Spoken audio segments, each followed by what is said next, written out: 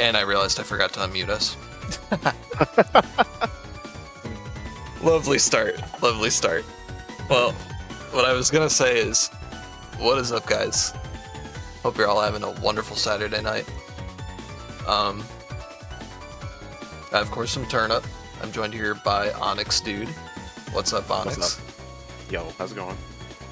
You good? We got an exciting event tonight.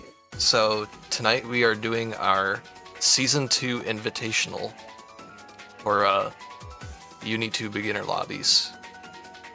This is technically our third Invitational. We had a Season 0, and then a Season 1. This is our first real Invitational with the new season structure that we put in of like 3-month seasons. It should be pretty interesting. I think it's going to be a great time. We have the bracket all set up. And yeah. What are your thoughts?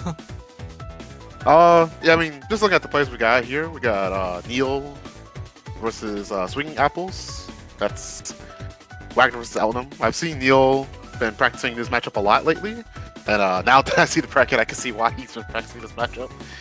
I haven't seen Swinging Apples play, but I'll be very interested to see how that one plays out. Then we got Juza versus That Random Gamer. Juza is Hilda. Random Gamer, last time I saw them play was Enkidu. Is that still correct, or no? Yep, that's correct. Enkidu Hilda, that's going to be very... we'll see how hard Random Gamer's going to have to work in that one, because that matchup... It could go either way if Enkidu gets in, but it's got to be a lot of correct plays in neutral. Then it would have been Rushnick versus Winter, but unfortunately, Rushnick couldn't make it tonight, so Winter will receive the bye. And then we got Zardo versus TJ, Akoski versus Porto. I feel like those two play each other a lot. Is that correct? That's a pretty common matchup. Yeah. So it's pretty interesting how things kind of worked out to get to this bracket. Like I said earlier, our seasons are 3 months long. So we have 3 monthly open reg tournaments called our monthly opens. Whoever gets first place in those gets an auto invite. And that's our top 3 seeds here, so that would be Nil, Rushnick, and Zardo. And then however many spots are left over are basically our top ranked Danison players from our internal rankings through like brawls and ladder sets. And that would be everyone from Juza down to 8th seed with Swing. So, an interesting mix. There's a lot of people in those top rankings too that definitely could have gotten an auto invite through just winning a monthly. Feel like Juza, they've definitely won a monthly before, I think. Or maybe not a monthly, but at least like a ladder or something. Yeah, I feel like TJ, they've won. Yeah, it's... Oh, sorry. I was just gonna say, very common players we see in like top 8s and events just generally. Yeah, just kind of keeping an ear on the ground for things that happen in the server. When I see the pings for like who won brackets, I do see a lot of them. I mean, obviously all the players here who have won are here like playing tonight, but I do see a lot of like familiar names showing up over and over again. It's not always the same names, which is good. So I definitely like seeing like a tight competitive atmosphere, so it's not just like the same group of people like constantly getting top 8. Yeah. But everyone here definitely has earned their spot, for sure. Yeah, and this is a bit different from what we normally do. Normally we're all about like getting into uni and like learning the game, improving. This event's kind of to like reward the people that have, stuck through it and like really grind it out to like level themselves up. So I think it's a cool event to reward that type of thing. We're of course always going to have spots for our beginners, and we have our beginner monthlies and stuff, but it is like specially for not only like celebrating our top players, but also I feel like it's a celebration of the community as a whole. Like just overall, like it's a season cap. Once this is over, we'll start off with a clean slate. And yeah. Oh, also I just realized Rushnik got put into losers from that. I'll have to give whoever goes down into that the bye. Yeah, that would be totally fair. Yeah, it's a very, very nice thing that you got going on with the server. A lot of people, I see a lot of the things that like go on in the server. There's definitely a lot of moving parts in the background that make things run very smoothly for the server, like fostering the competitive environment. Obviously, there's a lot of players here who want to learn, want to get good. There's been like a really big upswing. I've noticed people going into the replay like vlog review channel. Sometimes they'll like ask me to join, but like a lot of the times they will just go in there with like someone else, or they'll like go in there with the person they just played, and then they'll try to sit there and talk out like how things happened and like what could be done better. I like that. Yeah. I mean, obviously the server's an excellent place if you're like new to Thunder Night to like play and like grind in like a comfortable environment. But it's also nice seeing those people that want to like, take it like a step further. It's not just like it is a hobby for them, but they definitely want to like actively get better while also enjoying the game. Yeah, and the journey to this point has been kind of interesting. I've talked about it quite a bit. We started off as like a very small community of maybe like 20-25 people, just from like Reddit. It was your typical like looking for more beginners to play, and just a server was created. Eventually more people joined and we started running events. At first it was just like simple brackets, and then like we did Swiss pools, we did the ladders, brawls, eventually these invitationals too, but now we have like people from like all different levels too, which is cool. Like coaches, people that can go over replays. Fun fact, actually. So the server is, I think maybe 1 or 2 months over a year old. We're just about to pass 1,000 members. Oh wow. I think we're at like 980 something. So that's really cool. It just goes to show like, even though Uni2 is kind of seen as like a niche game, there's still a lot of people that love it. And like a lot of people that want to learn and like improve. Like it's not, there's kind of a narrative sometimes that like, oh, it's only really the old guard that can like compete, and it's like it may not be worth getting into the game because of that, because there's so much old talent from previous versions. But I just don't think that's true. That's not what I've experienced running the community. I think if anyone puts their mind to it, they can achieve great things. And in Uni2 especially, so it's hype game. I'm looking forward to the games today. All of the people in this bracket are my homies. And whoever wins and whoever loses, that in itself doesn't matter too much. I think moreover, we're just excited to see like some hype sets, like some good Uni. Oh, there'll definitely be good sets tonight. Yeah, we still got a little bit of time before our first match starts with Nil and Swing Apples will be our first up. We're just gonna go down the list from round 1. Then we'll switch into losers round 1, then back up to winners. So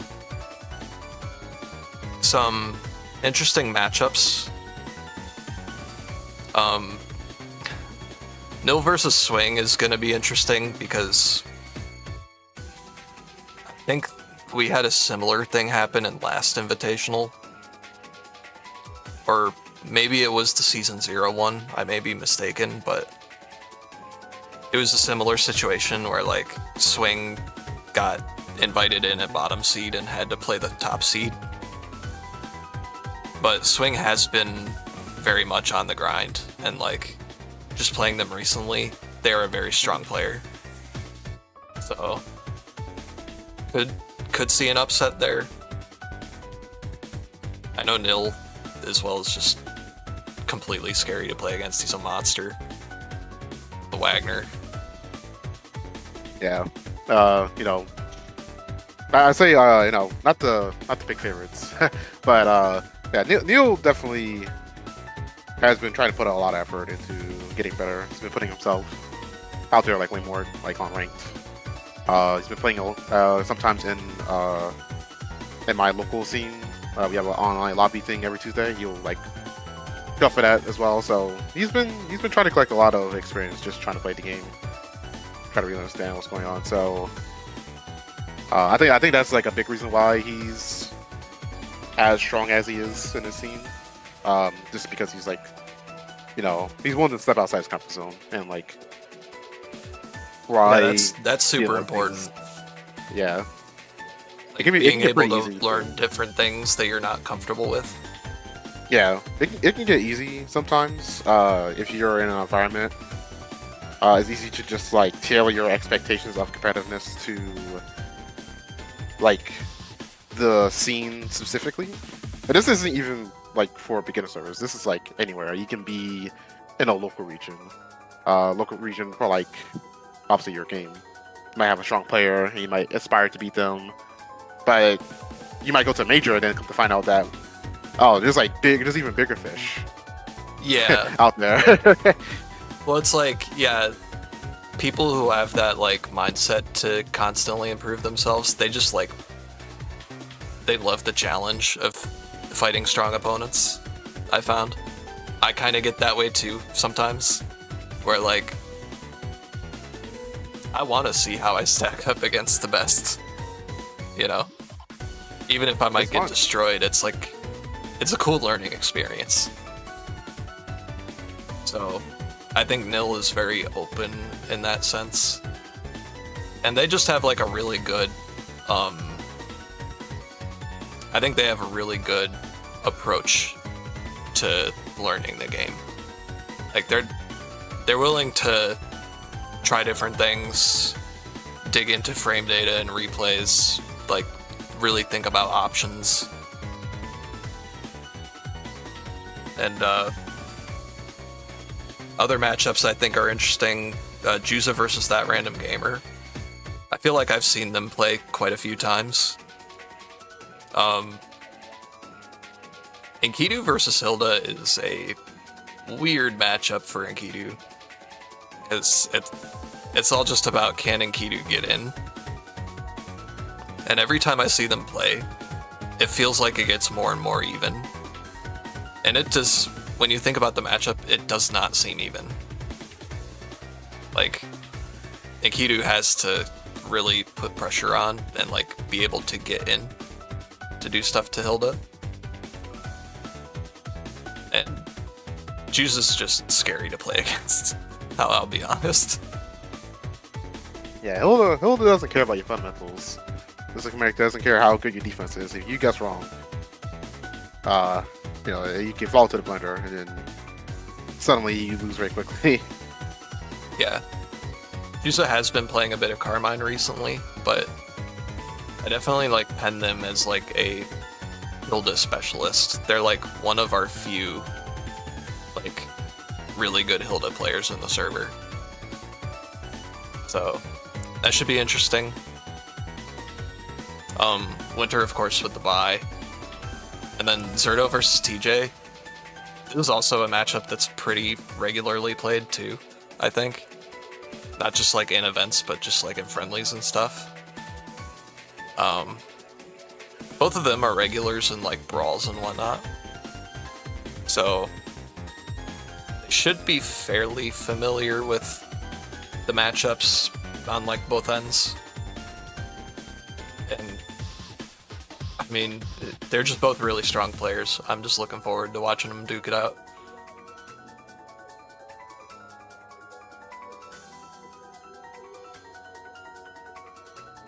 Sure, we'll see a lot of parry shenanigans and Ripa. Oh. Yeah, it's always fun.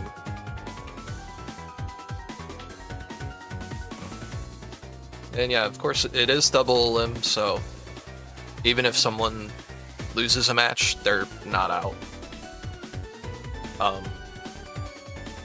It was a bit interesting running the last Invitational, because we had like 16 people instead of 8. Oh. So we had to make some concessions on like having it be single elimination instead of double limb. But we'll see what happens. 60 is a lot. 60 is a lot. I don't know how you managed to get through that one. For Invitational, that's a lot. I mean, it was...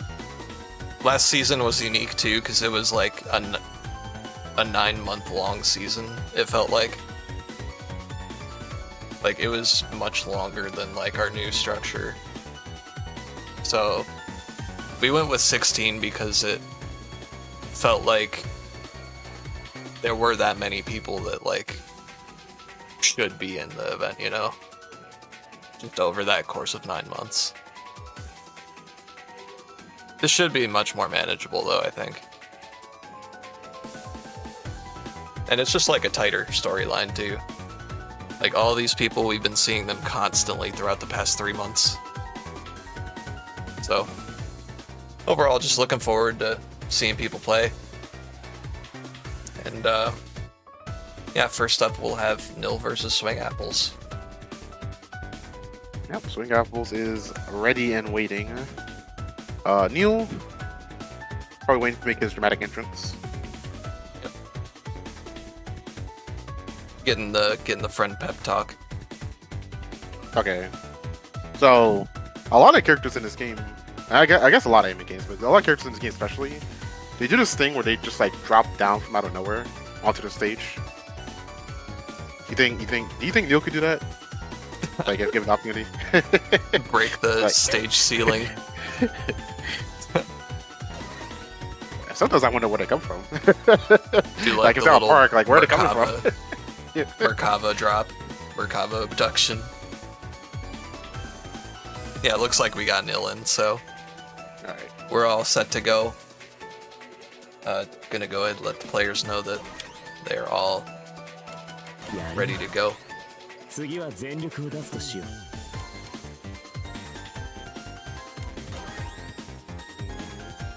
No joking around with the Merc. There's no way. I don't believe it. Okay. I'm not sure what that's supposed to mean, because I mean, I don't know if I have the exact right to claim it, but that he picked my color, so with Merc, I'm like, what does that mean? Alright, now just Apples messing around at this point. Okay. Nil's like, I'll definitely play your Wald. I mean, if you think about it, Wald would be maybe slightly more manageable for Wagner than Eldon.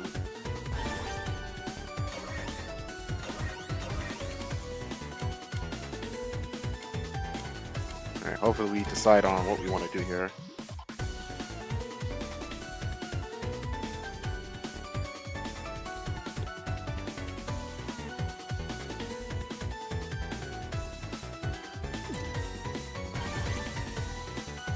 Apples, maybe get his own pep talk from someone.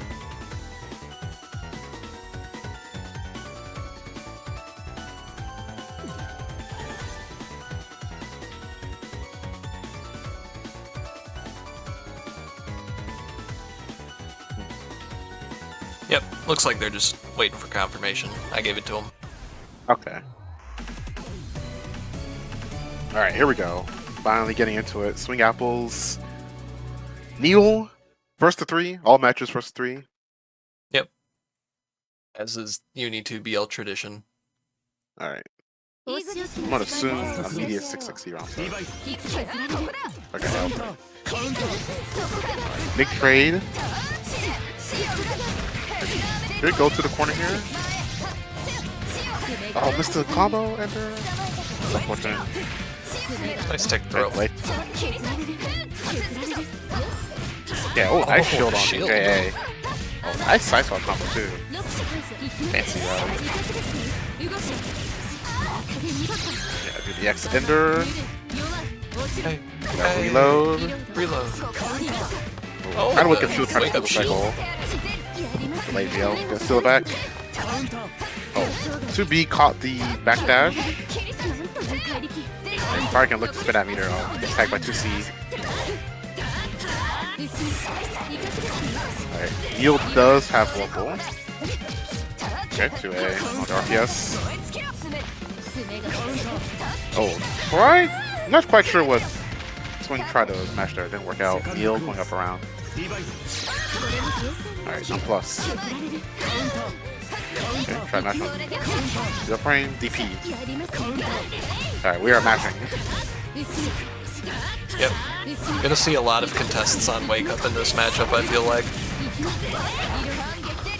Trying to bait out DPs, you know, set a tone for the match. Yeah, not bad, that was damage. No, that combo ender. Second time that dropped from Neil. There we go. Third time charm. BD 6 FF. Oh, we got the IWEX. Yeah, IWEX. Wake Up IWEX. Beating the charge overhead. So Neil is gonna have. Life total will be about even, but Neil does have 20 meter, yeah. That back tech there made it a little harder to chase. IOX frame advantage on knockdown. Not the best for most characters. Yeah, and resetting the position too. It's almost like a full neutral reset. You can't really like get Oki. Yeah, probably better just to space a gunshot, but Neil will go up a game. Oh, attacked by the delay tackle. Oh, unfortunate comp drop. Oh, seeing a couple green shields. You do get a Trying to get tricky. Okay, that wake up J was definitely wake up drill. Try to do the side swap and drop his combo. Neil matching, recognizing the situation. Alright, we got the ender. Oh my goodness. Neil should benefit off here. We're gonna kill here. CD. Yeah. That did 5,000 damage. I mean, I was about to do 5,000 damage without the bar. I mean, that was a pretty strong starter. Yeah, I got counter hit by charge tackle. Oh, the DP punch. Good throw tech. Oh, the assault. Something over the CC. Yep. Alright, have a little bit cycle here. Yep, doesn't give me any red mist to react to, so Neil is able to abuse the 5B, but Apple's coming in here with the damage. Should be spending meter here. Hey, hey, hey, hey, hey! Reload!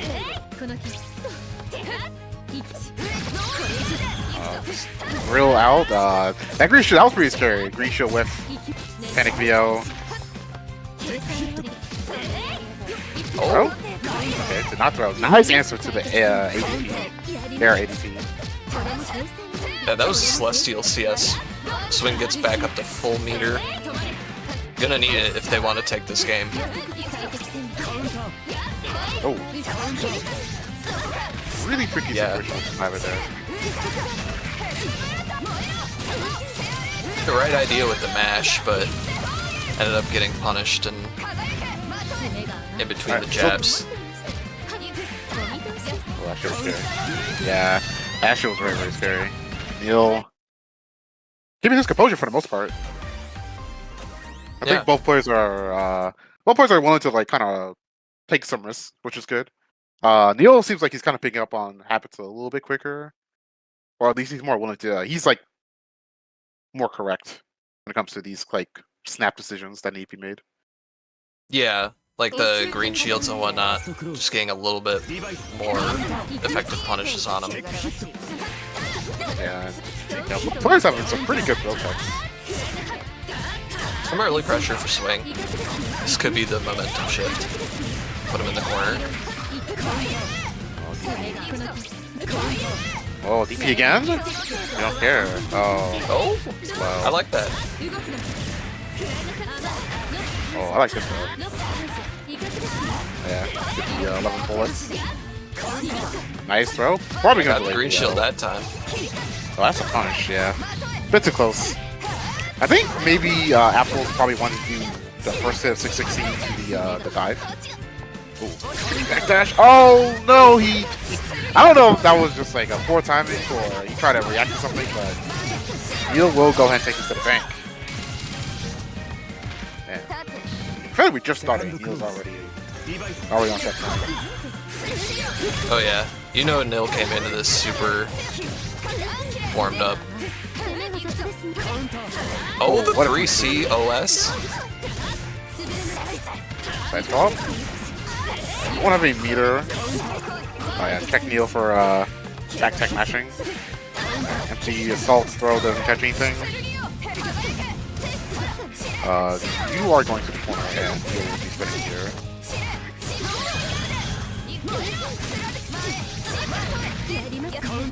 Alright, DP. Neil does have meter. He does have CS. Alright, this will pull the trigger right away. Oh, if he had done the throw comp, he would have killed. Alright, Ilex again. Okay. Same situation. Yeah, this ain't gonna kill. It's not gonna kill, and Neil's definitely going to probably try to do the same thing he did last time. So let's see if Apple. Neil does have meter. Oh, doesn't do it this time. Oh, got tagged low. Not quite sure what Apples was trying to input, but whatever it was not blocking low. So Neil will take it 3-0 over Swing Apples. Yep. Neil will advance on to round 2 winners, and Swing Apples can try his luck down in losers. Yeah. Yeah, like we said earlier, it's not the end of the world if you get knocked out early. At least out of winners. You'll still have some sets to play. Yeah. Good bit of Uni can still be played. Alright, well next up we got That Random Gamer versus Kimono Juza. Gonna let them know they're up. Oh, they're both in anyway. Cool. Alright. Got Juza versus That Random Gamer. You know, I'm gonna be honest. I don't really get to see this matchup a whole lot. Inkudu he's still a relatively rare character to run into. Yeah.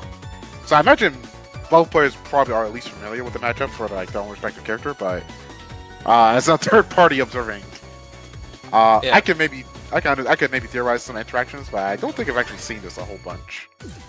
Well, I think we're gonna see some creativity from both players. This is just gonna be Juza trying to run really clean zoning and trying to keep That Random Gamer out. That's really what it comes down to. Yeah, just trying to keep him at a spot where it'll be okay for you to try to mix up and push your luck, or maybe try to bait him to do something he doesn't want to do in neutral. I'll start FF. Doesn't quite complete the combo. Alright, 660 finds the hit. Alright, we got an orb. Try to throw, checking for a roll. Alright, there we go. 660 with 4 roll. Oh, we got the confirm too. Alright, I like that. Inkudu was in. Oh, counter hit stomp. Yeah, we got the corner route. Would we get spent? Yeah. Alright, okay, blocked. keeping it tricky with the record pressure. Oh, spacing trap on the stomp. Yeah, Game, catch that was 5A. very commanding. That was very commanding. No, that was just first round though. Let's see how things will go second round. Oh, Arrow blockable, 2-2C, very smart. Not quite close enough to get the pickup. Oh, nice Ooh. backdash. Yeah, the Not spacing. sure if that was a reader, but that was pretty good. Nikito 66C goes quite a long distance, but yeah, that can happen. Yeah. The overhead. Once again, find ourselves in the corner here. How will usually get out with this one? Right. Oh. Yeah, the ye old whiff parry mash helping that you didn't catch on in time. Yeah, still doing it. That right gamer maybe checking to see if Jesus is awake or sleeping at the wheel. Alright.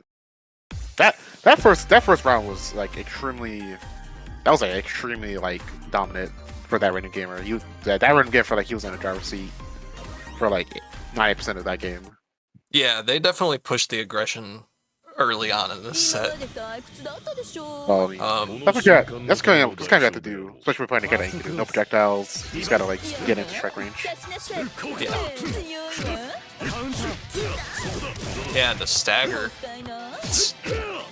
You know, Hilda being a character with no DP, no like immediately obvious reversal to use when you're waking up.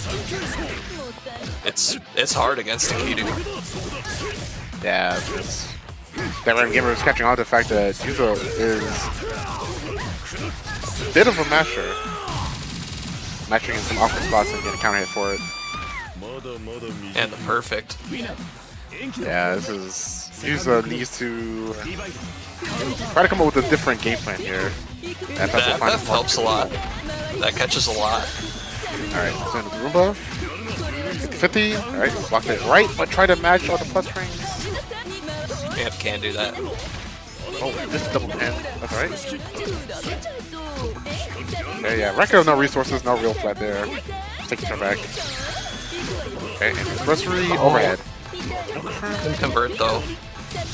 Yeah. Still, pressure continues. They have hard to meter, maybe. Yeah, okay. That sword ring got nerfed, by the way, because it spawns so many projectiles. If you were a larger character, more of those projectiles would hit you. And it'll like increase the damage. I think Aikido is on the list of having 1,000 minimum damage on sword ring. Oh no. Okay. Unfortunate drop on the 5-8 there. Yeah, we'll be Hilda in the corner. Yeah. Uses new resonance here. Oh, 5-8 finally finds the mark. Side swap. Tries to bait something. Maybe respecting parry. Oh, mashing on the teleport end. That random gamer freestyling a combo in the corner. Let's see. W should be enough. Yeah. That was quite the awkward scramble there. You try to teleport into the corner, and that random gamer recognized the situation quickly. And yeah, that was pretty uncharacteristic. We don't typically see that from Juza. I don't know if that was intentional or maybe a misinput. Maybe misinput. Hopefully we can try to shake off the nerves a little bit. Alright, enter boom. And blocked. Mash. Disrespecting the setup. That run again, just once again has to use it in the corner. Oh, what a whiff punch on the fight. Alright, good block and overhead.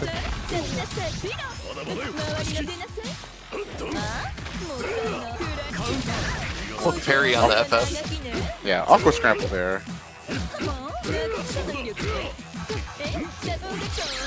Yeah, that room gamer just holding on to Whirlpool for now. Maybe trying to find a better time to use it. Alright, loses Really the good cycle. reactions. Yeah, Juza not getting hit by overheads this time. Sets. Oh, okay. got caught doing something there, but the 2As will find a mark. Juice puts himself on the board with a round. Yep, that's the start. Okay, delay EXDP. Or spike rather. Alright, anti-disperse coming out. Trying desperately not to end up blocking this move. Yeah, Juice is just playing so smart around Roomba. Oh my god. Unfortunately, 2260 will get punched by Roomba there. Alright, another move set. Franco Hilda. Alright, that one gives just a cycle, but gets attacked by the 22C. Oh, to confirm off of. Okay, that was sick. I like that. Yeah, the gloom. Right. Yeah, that was a pretty sick confirm. Alright. Juice putting a game on the board. Yeah, Juice has been powering up throughout this set. I feel like every game we're seeing him adjust just a little bit each game.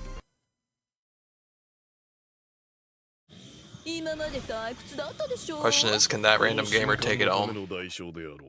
I mean, that random gamer has definitely had a high success rate putting Juice in the corner, so you need to figure out how to hit this guy, but putting these spacings and pressure is definitely good with the start. Yeah. Ram Gamer trying to apply some delay record pressure. Really good blocks so far. The whiff dash B. Slash fuel coming in. Oh, the 5A counter hit. Oh, this gonna hurt. Damage. Yeah, if I was that run game, I'll cash out here. He does not. Okay, blocked.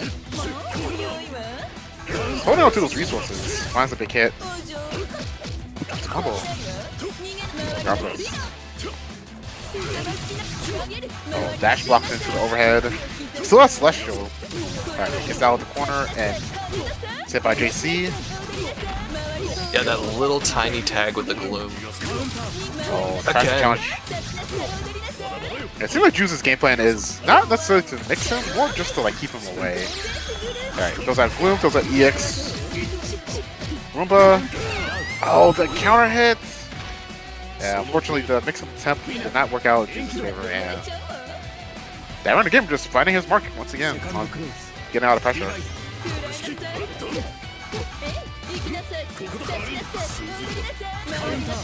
Oh, spacing trap.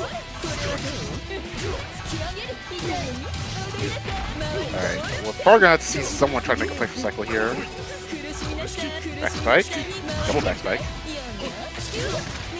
Yeah, it looks like Juice is really content with just trying not to let Inky get in. Counter hit Rekka nice. though. This is a lot of damage for counter hit Rekka.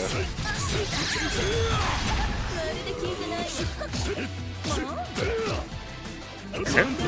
There's 2CC, but doesn't let the follow-up rip.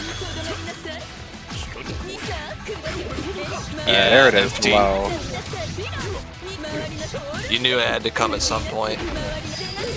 Side swap. Oh, that was Gamer in the awkward position. Once again, just trying to disrespect his own offense. Perhaps a little bit too much. Oh, good finish. Ender. Oh, but FF. Good old FF. Look at that. Yeah, probably caught like a 236C. Yeah, that's Move ain't invincible. probably what it was, yeah. Alright, 2-2C pickup will come in. Oh, dash block into the pin, how unfortunate. Alright, so pin Ender. Loomis here. Okay, hold the Roomba. Things are a lot less scarier now that Roomba's off. Yeah. He was trying very well to try to maintain a sort of spacing. FF. Back spike. Boom. Try mix. Nope. Kind of sitting there watching that random gamer. Alright, we have Roomba set. Still there. Oh, What a doesn't activate match. when he gets hit. Good blocking overhead.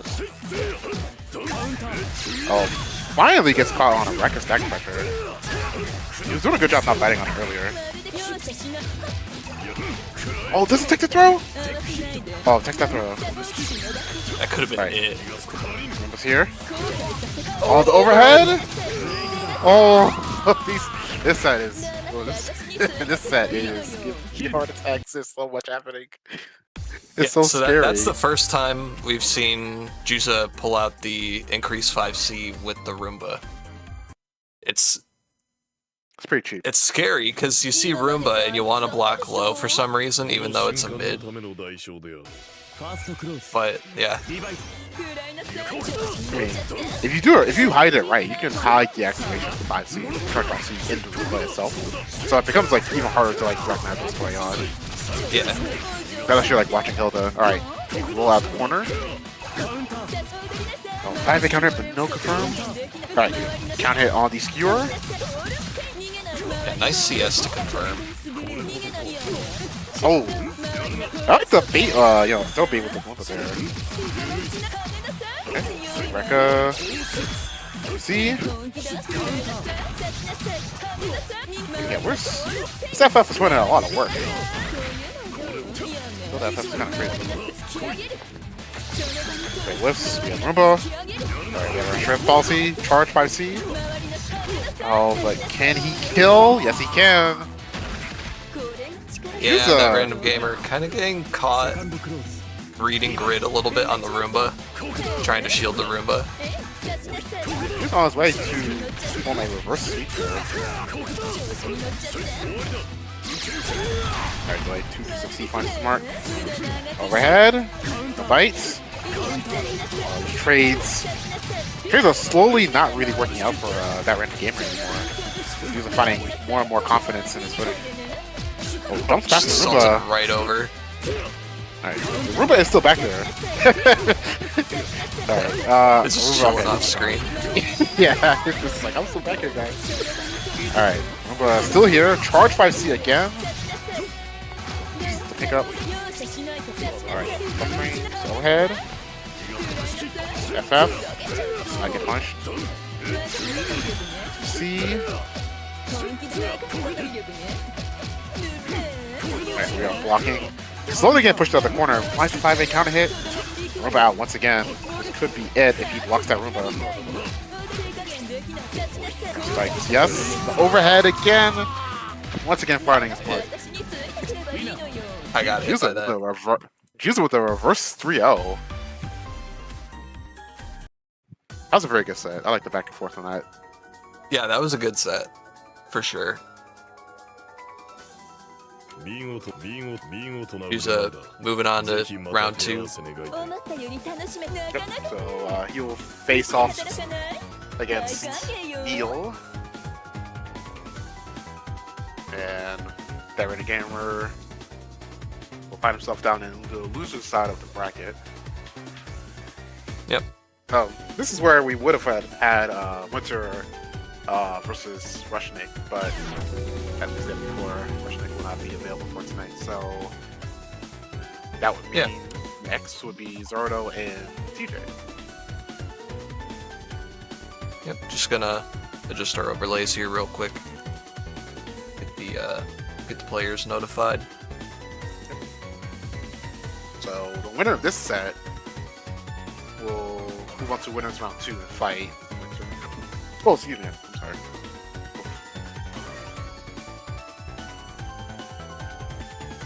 So yeah, TJ's board is he has a lot of really nice confirms. I've only seen Zardo play a handful of times. I'm a little curious to see how these two interact with each other in game. We're gonna see a lot of just really aggressive options get thrown out throughout this set. Maybe not immediately, but you gotta like build there. It's like pre-loot. yeah. Okay. Start things off strong with a counter hit to yeah, corner the cost. Cycle? Oh, the dash. Oh, okay, I see what you mean now. Delay take 2C to blow up one. Yeah. Speed. Enter. Fireball. That's immediate. Head. Locked. Disrespect. Side swap comes to DJ. DJ does have cycle here. Whiff on the forceful here. Yes, DJ should be able to close this one out. Yes. Yes, spin all 200, but he will get. We get about like a quarter of that back. EX 5 on being free seed.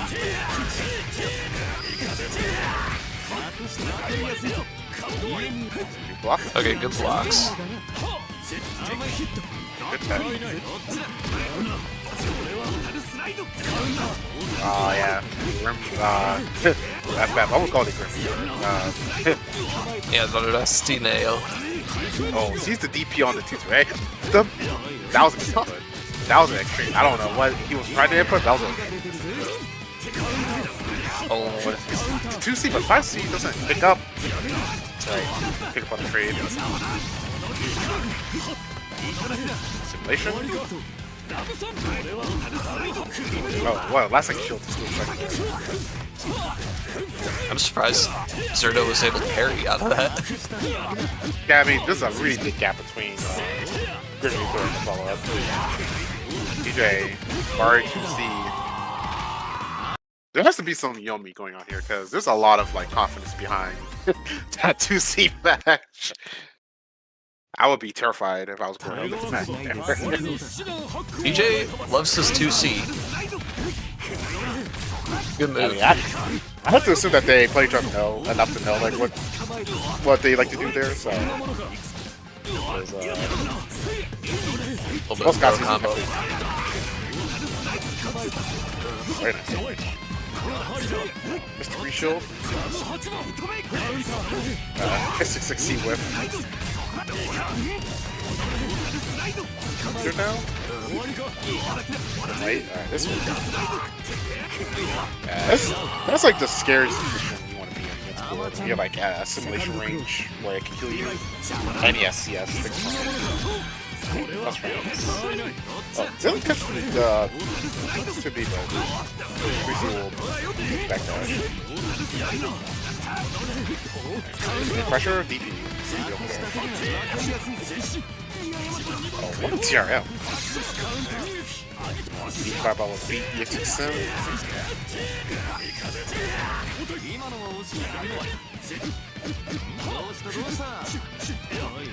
Koski just free. Oh, he hit him with the East Coast special. Let's go! So what's the East Coast special? You just charge in her face and then like just immediately after.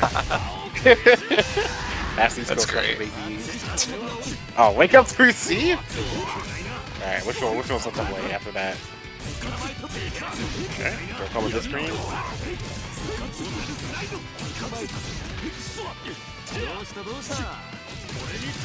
Oh, good tip throw.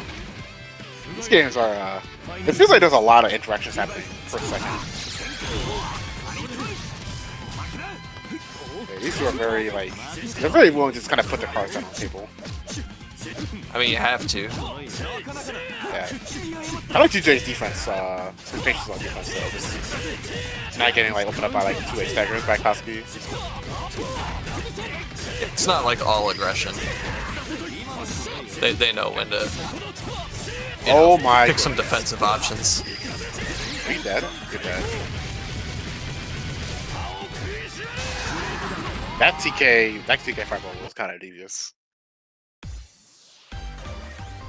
Excellent throw bait. I mean, if you've been just like staggering him up, he's been kind of stringing him up a lot with these 2As, so DJ probably figured out that was coming up anyway. Zardo just kind of pulled the trigger on his bait, just right. Oh, just one slide into it. Zardo capitalize on this mistake to reset. Zardo trying to bait out a mash. Oh, and big shielded low on the 6XFF.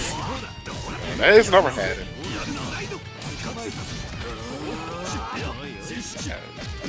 TJ, it seemed like he's trying to respect something else. Maybe a DP. It seemed like Zardo was very restrained for the most part on defense. He's not like waking up with a lot of crazy offense. He's kind of like doing it sometimes, but not doing it a lot. Oh, good confirm.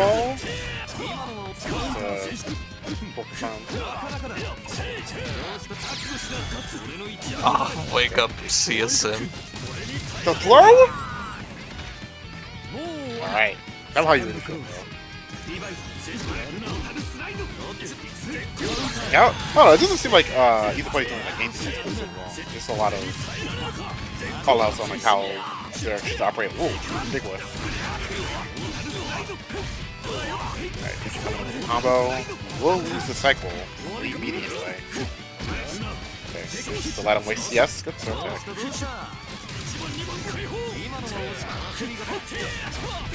Oh, that to be very unfortunate. I almost feel like that was supposed to be good.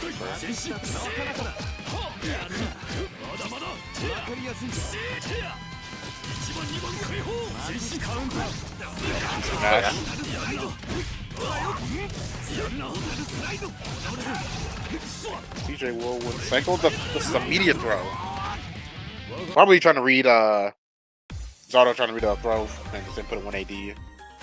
But TJ did 5-8 nothing and just got thrown out of whatever he's about to do next. Oh, up again. Oh, big whiff. Yeah, Zardo trying to punish the whiff, but that one's slow. Yeah, it's not that ambitious to whiff punch like that. Probably actually shows, but like that. I respect it. I mean, you know, big reward. I don't blame you. Good button. Oh, managed to send the parry. TJ definitely not out. Still trying to fight his way. Parry. And Zardo just picking all the right options when it comes to like making TJ guess on his own offense. Nice counter hit on space recently. And Zardo got the shield on it too. That feels. Ah, man. 3C is so good. What a 2D. I tell people that course 2D is really good. Waked up J2C. Alright, now Zardo's just picking up. Alright, there we go. Zardo is just like cycling wake up options. Suddenly the score's all tied up. Yep. They don't call him Big Tonka T for nothing. Big T. Alright, so this will be the last game for the set. TJ. Big whip punch on the JC. Finds the mark on the counter 5C.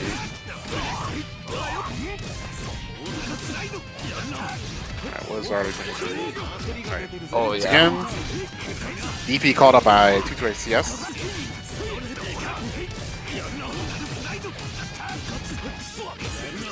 Alright, do it again. See if he's willing to let it rip the second time.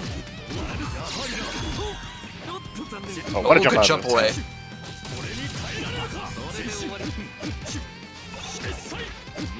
Oh, J2C, but no! Didn't take a turn back. That's not plus.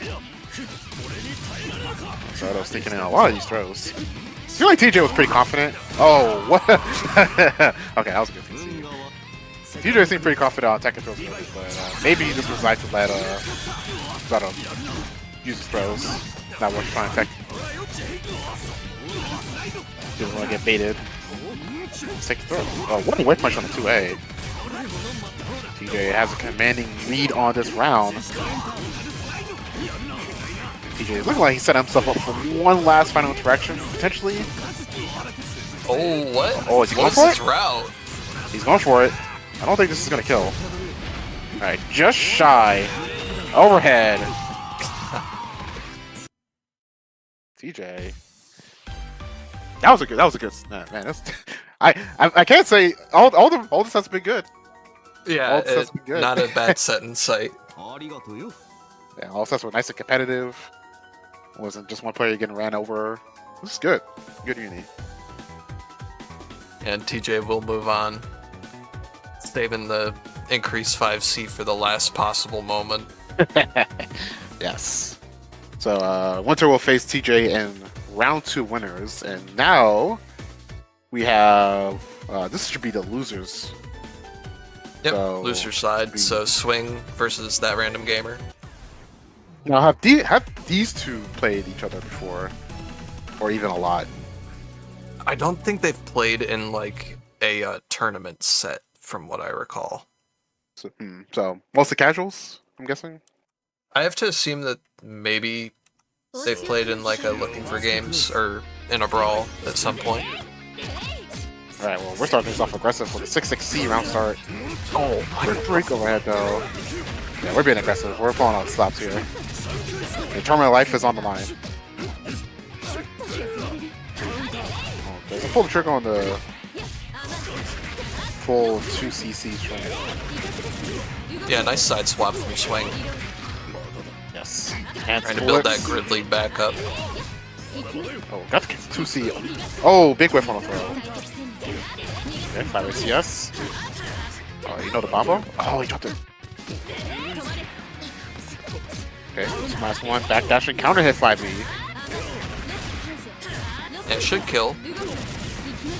Yeah, didn't even need to spend any meter. So that's $200 you're bringing with you to the next round. Ooh, big 6-6C hit, but look firm. Oh, pull the trigger. There it is. Kicks. And we're definitely spinning this meter. That's such a cool route for Enkidu. Oh, I love kick routes.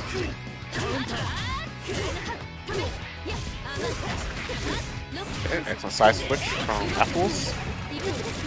And he should also spend his own meter. A. Reload. Reload. Oh, a little too fast on the 2-2-A. Yes, that's fine. Oh, just wake up kicks. Yeah, wake up BDP. Yeah, Or ADB. that was a hard. That must have been like a hard call on like assault. All right, so he has to confirm the hit.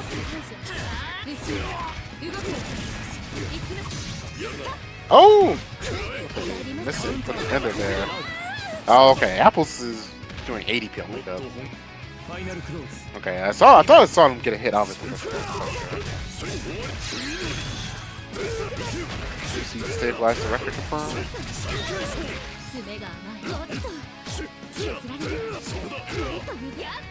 Oh, spacing trap. Yeah, just second time this grid break has happened. Oh, try to TRM swing, but swing didn't take the throw. Yeah, third overhead finds his mark. And these Enkidu overheads, man, they can be tough to react to. Yeah, if you're not used to it, it could be a little challenging. I mean, even if you are used to it, like it's weird animation. Yeah, very oh man, speaking of weird animations. Round start, hit there. Access the grip break. But swing Apples will go ahead and take that to the bank. Yeah, this is what you want to see if you swing. Put him in the corner. Huge grid lead. I find that 2B throw situation is very good. Elnum can do just about whatever she wants there, and the fact you're attacking that throw is crazy. Oh, ADP traits? Oh, the skill bug? Oh, he dropped it. That's before everyone see that. Do you know about that, Turnip? No. So someone found a bug with Elnum, where she does 2 and 4C, and CS is on the first hit. It plays the rest of the hits, but the combo becomes unskilled. So it does like a bunch of more damage. Huh. Yeah, I think Swing Apples tried to go for that, but they didn't quite get it. Just to confirm. Finding all the new tech. Man, that Power 5C is paying dividends for a random gamer. Yeah, and he just happens to be getting it at right the perfect moments where Swing is just starting to shield. Yeah, He's catching some green shields, but you can switch your guard on green shields, so I don't think Swing Apples is just not reacting and being not familiar with the animations. Keeps getting hit. There's been 2 true grid breaks where Swing Apples did a low purple shield and the 5C got him. Random Gamer up 2 games to Swing Apples. Ooh, full sense to Rekka. Very unstable block. Yeah, good patience from Swing. Oh. Aqua drop. Yeah, finally let a real DP rip. Oh, right back at you. He's gonna carry again? He's not. Okay. Reload. Doesn't need it.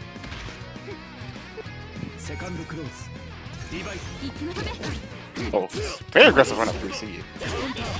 Oh, nice whip punch on the parry.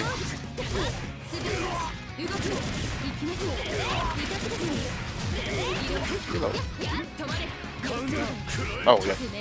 That is -1, so. Not unreasonable to mash on, but. Gotta be careful mashing on today. Yeah. A lot of really good. Oh, what a bait. I was gonna say a lot of really good reversals from Swing, managing to stay in the game. Oh no! Oh no! Again. There it is again. I feel like this has been a story to set. Oh, okay. Right. Alex. That's an option. Okay, so I think Swing Apples is actually unironically reacting to some overheads with Ilex, which isn't a bad strategy. I mean, opponent is opening himself to get hit. Yeah, gives some opportunity to get hit. Than putting DP. Well, no, you play Kuma, right? You can just flick up, right? I mean, it could be hard, even with flash kick. I can do it. Don't worry. One button, no motion. Yeah, very good in that case, especially since it's a kill. So Swing Apples will use the opportunity to put himself on the board. It wouldn't be a UNI2BL tournament without raw Ilex.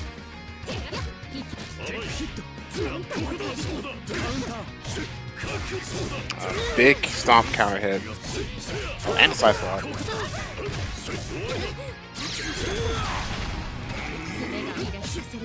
Nice little 4.2. Oh, good fail. Yo. Oh, I tried to pick up on the 6-6 speed. That was an air hit though, so that's kind of awkward. Respecting. Oh man, just a random gamer just convincing Swing Apples to shield, low shield at the worst possible moments. Oh, scary. Oh, The only character that can parry a gunshot. Really makes you wonder how he does it. Maybe Akatsuki can. I don't know. Akatsuki definitely can, yeah. Alright, air DP. Guess I have some reload. Right, we can play some neutral here. Oh! So over the throw whiff. Now Random Gamer running mark once again. And I will say Random Gamer's one. Oh, never mind. I'll take that back. Yeah, very aggressive wake up. You have to make something happen. This is your turn right on the line. Oh, counter hit! The spacing trap on the 4C. That should do it. Yeah, that should do it. So that Random Gamer will move on. And his losers run, and unfortunately Swing Apples will have his run end here. Yeah. Definitely not a bad showing for both players though. Yeah, and of course, Zardo being sent to losers in the earlier winner set got matched against where Rushnik would have been. So that's just a bye for him. Swinging back up to winner's side. We got the return of Nil, and he'll be playing against Kimono Juza. Now this is going to be an interesting matchup. I feel like we don't see these two play very often on stream. Despite them being very dominant. I know Neil has been practicing with Molly, who plays Hilda. Oh, okay. Getting the So- matchup. Yeah, I mean, I think even before this, I thought they were running some sets. I don't think I've seen these two specifically play, but I'm very curious to see how this set's gonna go.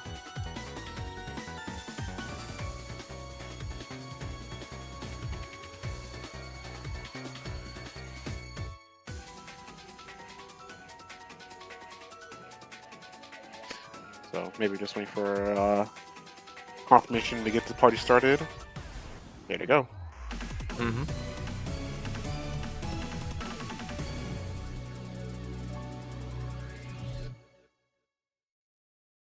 Yeah, this matchup, not a matchup I see very often, so I'm interested to see, like, what answers Wagner has for all the Hilda shenanigans. Oh, so far, use a time stuff to hit. So this gets hit by the tackle, not even kind of hit.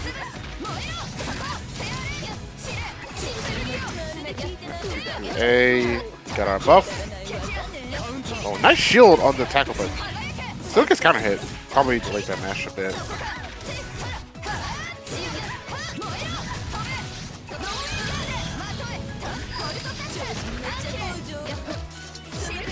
Overhead. Oh, hit. Oh, got to. You almost baited that. Oh, tried to just charge through the spear there. Oh, the trap. Yeah, a bit too late. Yeah, recognizing that that was definitely not timed correctly. We were just kind of waiting for the X tackle.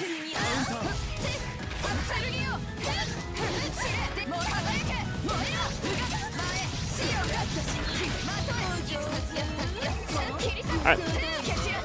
Yep. And Yeah, Wagner that was with so both buffs, full health. Got some meter to Oh. spend. Ooh. That Yeah, was that quite shield unfortunate drop there. Yeah, kind of like the awkward scramble there. Yeah, with the perfect close out the first game. Yeah, first round felt pretty even, but Nild was just able to stack those buffs and put Hilda in the corner, and you're Hilda against Wagner in the corner. Yeah, pretty miserable. Of course, all the way around can also be pretty miserable too. So Very aggressive wake up option for Nil. yeah, Neil with the celestial. So yeah, he's gonna. This is probably the worst case scenario for Juza. This is gonna punch him. That was the other cash out here. Oh, he missed under best K. That still did about 5K. Yeah, getting the CS Another- gonna build up all that meter again. Yeah, I was gonna say just casually building 200 meter off that sequence. Okay, roll through the assault. Oh, that was a good shield on the overhead. Oh, Yeah, it just slid through the Roomba before it became active. Oh, almost. Oh, we are... Okay, we stabilized the situation. it used to play very tricky. Yeah, Trying unfortunately... to find some way to get in. Oh, big drop. Oh yeah, the 50-50. Yeah, Neil really likes going for that. For the low. Yeah, pretty, yeah, Neil was just on the gas pedal. He's just like... he's just all gas, all go. No brakes on this train. Mm-hmm. And I don't blame him, honestly, you know, just pretty good way to beat Hilda, just make sure she never plays. Always put the pressure on her.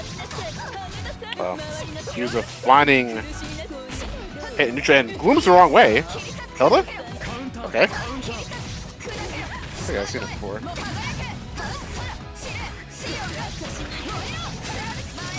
I mean, tells all the time, Wagner's got Hilda in the corner. Hey, it's a good protect. Well, it's countered by the front spike.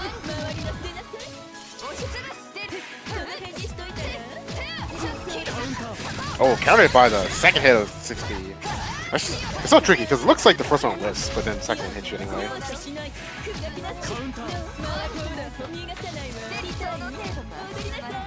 Spike. Yeah, front spike not plus, but Juice will probably trying to set the spacing trap, and he'll just hits a button that will hit her. Yo on set point. Completely stuffed 5D.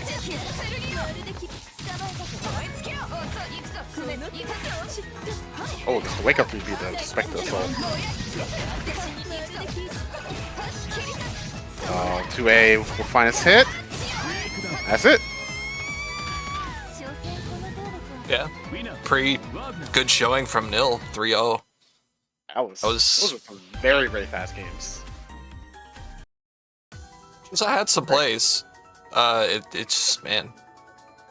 Yeah, I mean that's just when you play Just characters like looking on Hilda. point. Yeah, when you play characters like Hilda, you fighting against characters like Wagner, it could be like you blink and then like it's over. If you're not like on point. So, but good stuff to both players. Usually we'll go down to losers, and Neil would be waiting for the winner of this set. And yeah, winners, I guess the semifinals. Winners finals, I guess. I've seen these two play before. I feel like usually TJ comes out on top, but I think this could go. Yeah, I know Winter's he's been hitting up his locals. He's been grinding. So I feel like Winter does have a different style for when he plays in a tournament setting too. He's more willing to go for some shenanigans and friendlies. Not that he won't in tournament, but you know, time and place. Yeah, typical pose. Ooh. Nice play. Little combo.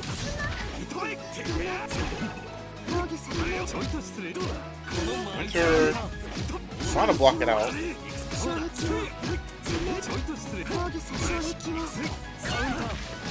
Kind of about 4 beats. Don't pick up. That's the flash kick red. Even when I charge like forever. Alright, now time for some Batista zoning. And I think Winter just recognizes the swing, so he doesn't need to go in. He can just stay here. So. Oh, the orb! So tricky, it doesn't go away on block. Yeah, good old Batista zoning. Nothing needs that.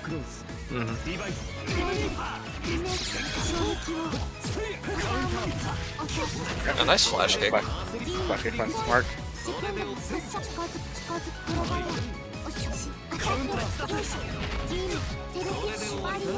Very, very nice combo.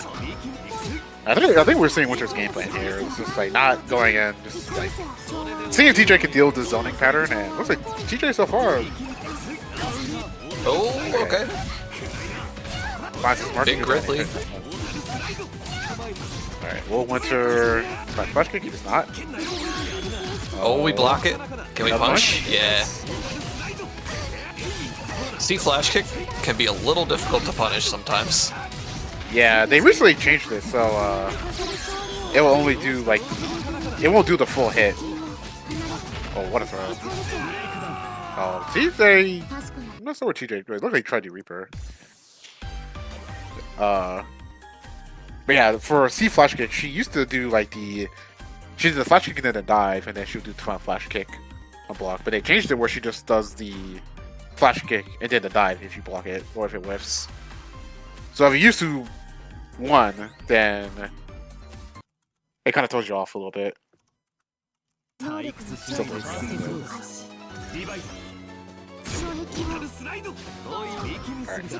back to our favorite type of neutral. Machine gun vat! Oh, what a whip punch. 2B. Oh, duck the rusty nail. Yeah. Even though TJ does have Whipple, if he can't get in to threaten anything. Oh, the max range. Every time I say something, TJ just Gordo the zoner. I'm like cursing Winter a little bit. Alright, flash kick gets baited. Okay. Hit him with the biggest punch we have available.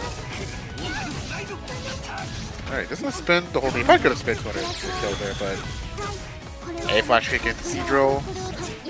Winter special. Oh, we're dancing. Seadrill? Okay, no Seadrill. Oh, doesn't punch the air laser.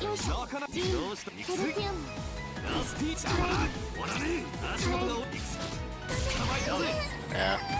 Just. If once the plus room's enough, you get scared and you start doing stuff like that.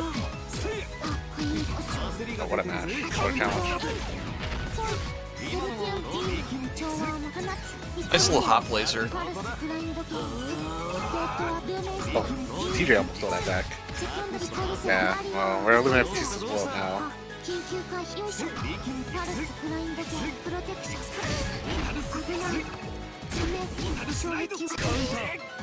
Oh, weird trade.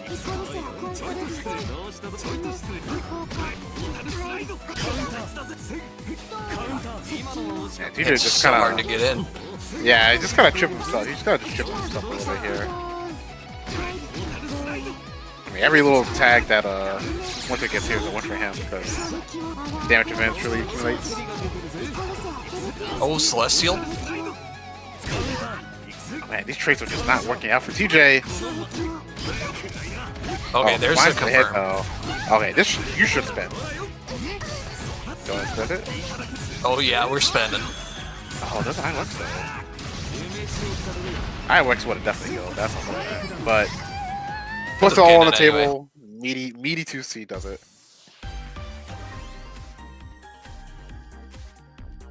Yeah, very, very, very persistent. TJ is just showing up, trying to pull up on him. He just wants to get in.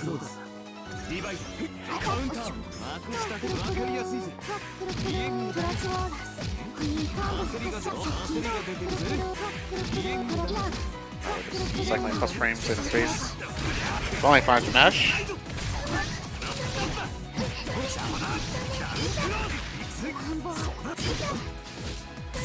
Okay, finds the throw. TJ has a commanding lead here. Oh, Makes a and flash kick. Oh, but air hit! That was awkward. Yeah, VL. Disco ball. Okay, set up more zoning with it. I like this. Just use the disco to set up. I like you just did 2 empty assaults. Just to get closer. I like I that. ended up losing the round, but hey, it was, you know, set up a AAA Yeah. ball.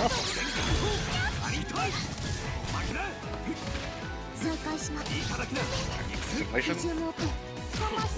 Flash kick. Yeah, TJ. Yeah, TJ's That's a been good- playing versus me. I was gonna say he has like a Flash stinger kicks. on the ball, so I'll just wake up. Just wake up facing.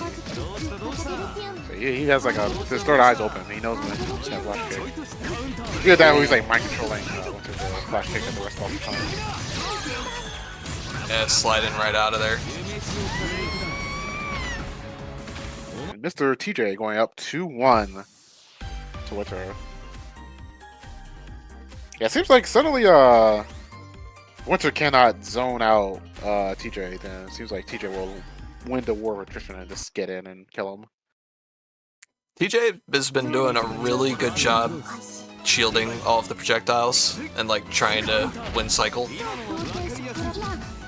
That's been helping a lot. It's a smart thing to do with like someone just trying to zone you out. That's why Winter's been approaching behind a lot of these fireballs to stop them from just like mindlessly shielding.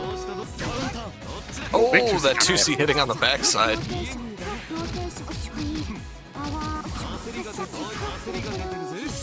Okay, There yep. it is. Finally that beat your rip. Gonna see it at some point. TJ does still have cycle, but he has no meters. He can't enforce anything. Oh, what a B-drop number. That was kind of crazy.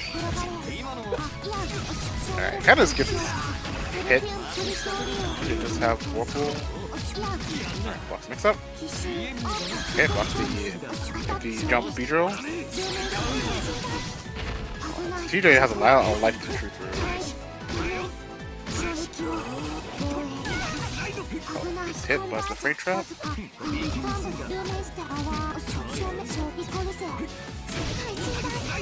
Ooh, gets tagged by the 5C.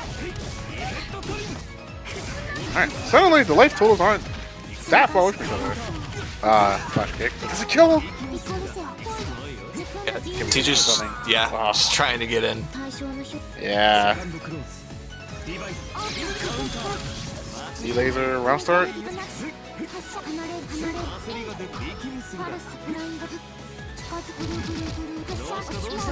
Oh, yeah, 660 orb. Block. HO plus. And TJ just showing hella patience. Unfortunately, the B ball just pushed him out of the way of the Reaper.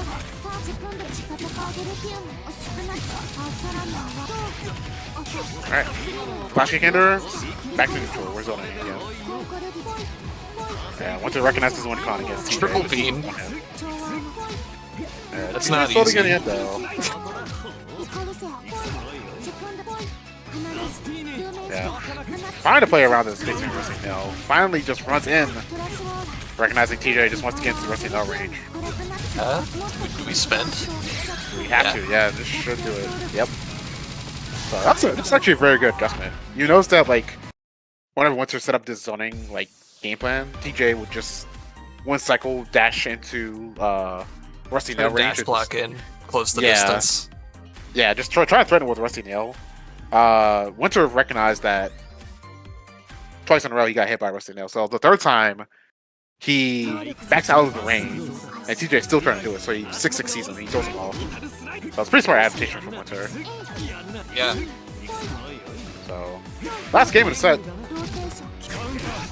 Oh, okay, the call out. Draw. TJ taking a aggressive lead here. Never mind. TJ still has life lead here. Okay, plus. The plus. The ball. Keep yourself covered. Oh my god. Triple empty assault. I like it. Okay, now we get the things we gotta do. silliness. Yeah, things we gotta do to open up TJ. Alright. 80? Oh, does that confirm 2C hits? Yeah. Oh, drop the. That's confirm.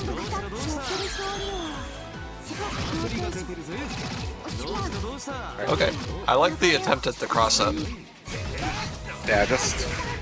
It may not seem like it, but a lot of those like interactions are actually mix-ups, especially when he does the 2C. The 2C is like a very deliberate low option that he has to pick because he could go high. And Winter has shown that he can buffer B-Drill from like a standing position. So if you're able to unlock that potential, then those interactions become like 50/50s. So good on TJ to just like keep his confidence and just like keep walking low. Spin on the Reaper.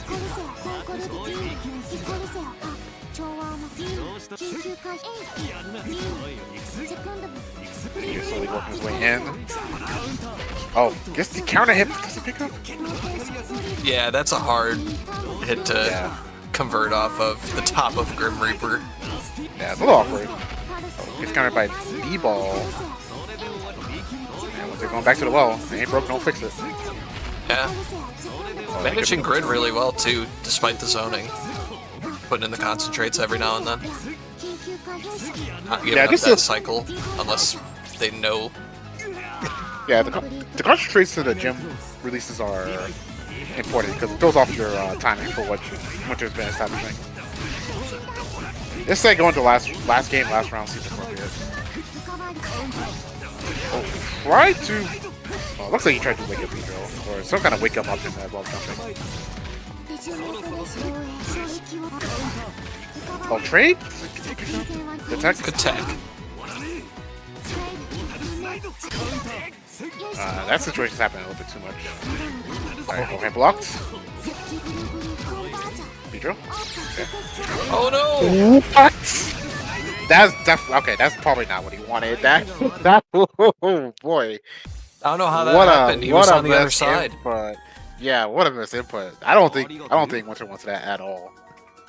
That's a real unfortunate way to go out. That kind of sucks. I mean, still a really good set though. Yeah, that was a pretty good Gotta set. hand it to him. Some good adaptation. I have to think he probably meant to do JC, but he was probably accidentally holding a charge. So when he released a charge, he like got C laser rather. All right. Well, we're gonna take a quick break before the rest of our invitational. Gonna, take a moment, switch out commentators and whatnot. Onyx, dude, it's been a pleasure. Yeah, thank you for having me on. I appreciate it. Good luck to everyone else. This hour flew by. Oh I yeah. Estimated as ending this at like 8:30, maybe 9 at the latest. I think that's still a fair estimate. This game's going by. The games go by quick, but there's still a lot of like interaction. It's a good bit of back and forth. So. Everyone's just been on top of it, joining the games. Oh yeah. You'll have to see it. So, anyways, we will be right back with more Season 2 Invitational for Beginner Lobbies. Thank you guys so much. Don't go anywhere. We'll be right back.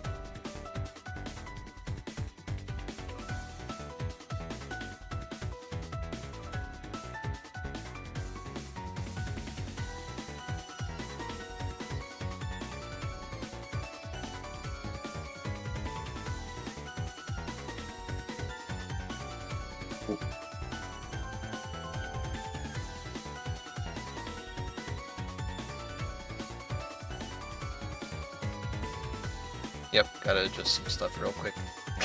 You're all good, dude. I ain't in a rush. I currently have your arm on screen, friend. Hey, man. If that's all you want to see, that's all you want to see. You gotta give the people what they want. Oh my goodness. Oh, the leak stream. I need to start using preview window. Anyways, we're back. We're back. What's up? I'm joined by Friend, as well as Kombaru. Kombaru's not on the commentator overlay, but say hi, y'all. Yo. Oh, hey. Fuck Laundrakia. True. Can we get some trues in the chat? No, because it's YouTube chat. It's dead. It's not dead. It's I not know. dead. I Oh, we're will doing s- numbers right now. I do have to say, I need to figure out emotes on YouTube. Get us some fire emotes. But yeah, continuing on with the Invitational. I'll pull up our bracket here. So, next up, we're gonna have Juza versus Zardo. After that, Matchup. Winter and that random gamer. So Juza versus Zardo. It's Winter versus that random gamer? Dude, Uh-huh. it's over. Oh no. That's really, you know, I know Winter has a pretty That's his emphasized personal problem. kryptonite. Yeah. Yeah. So that's Oh, is it? dude, TRG versus Winter. That's gonna be interesting. I Yeah, didn't for realize. Winter, that's one of his more That's his technical game. matchups. Yeah. Yeah. I mean, he's played it a good amount. It's not like he's inexperienced in it, but I would say that matchup is for sure a Winter Demon. Like I've heard him speak on that one a good amount, and it's never been with fondness in his heart.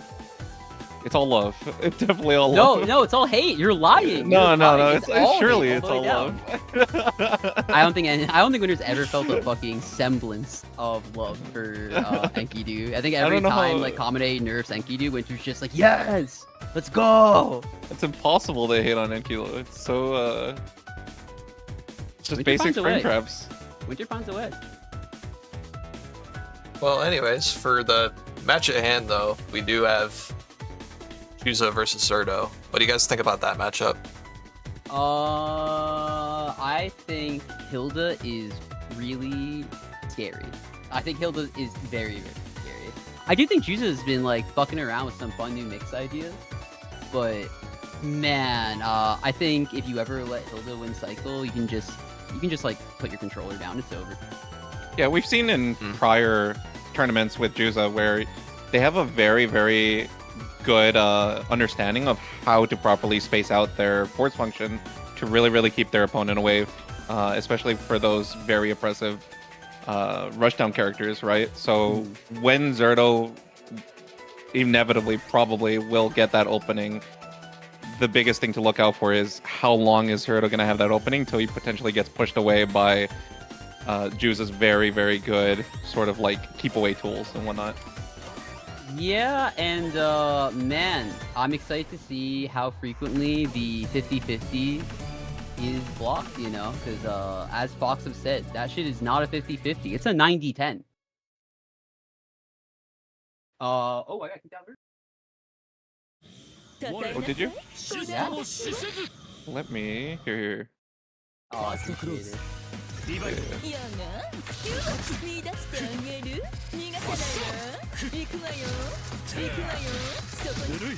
Yeah, I mean, this is kind of what we're sort of like looking at, right? Where going on? Oh, wait, turn up. Because like I said, I got kicked out. You got kicked out. Oof. Yeah, I got kicked out, and I guess now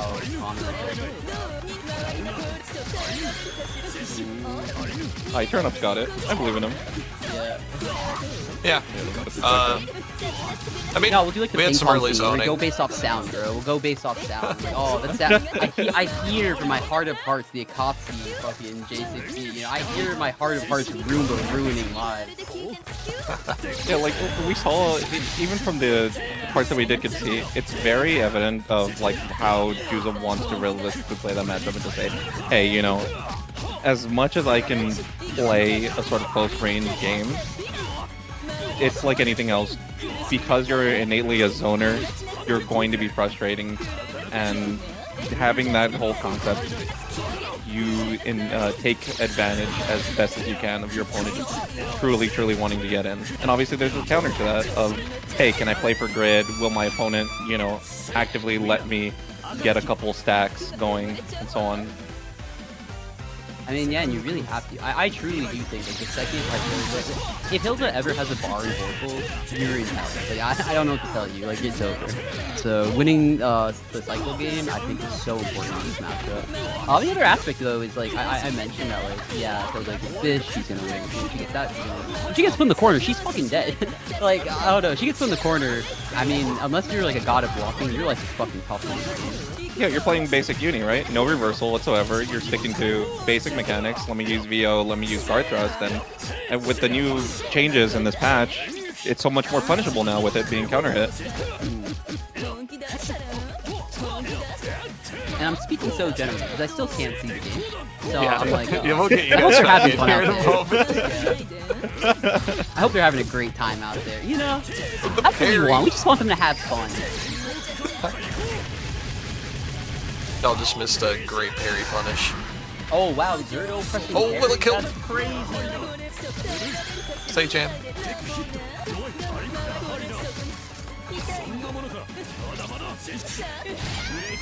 Okay, the trade.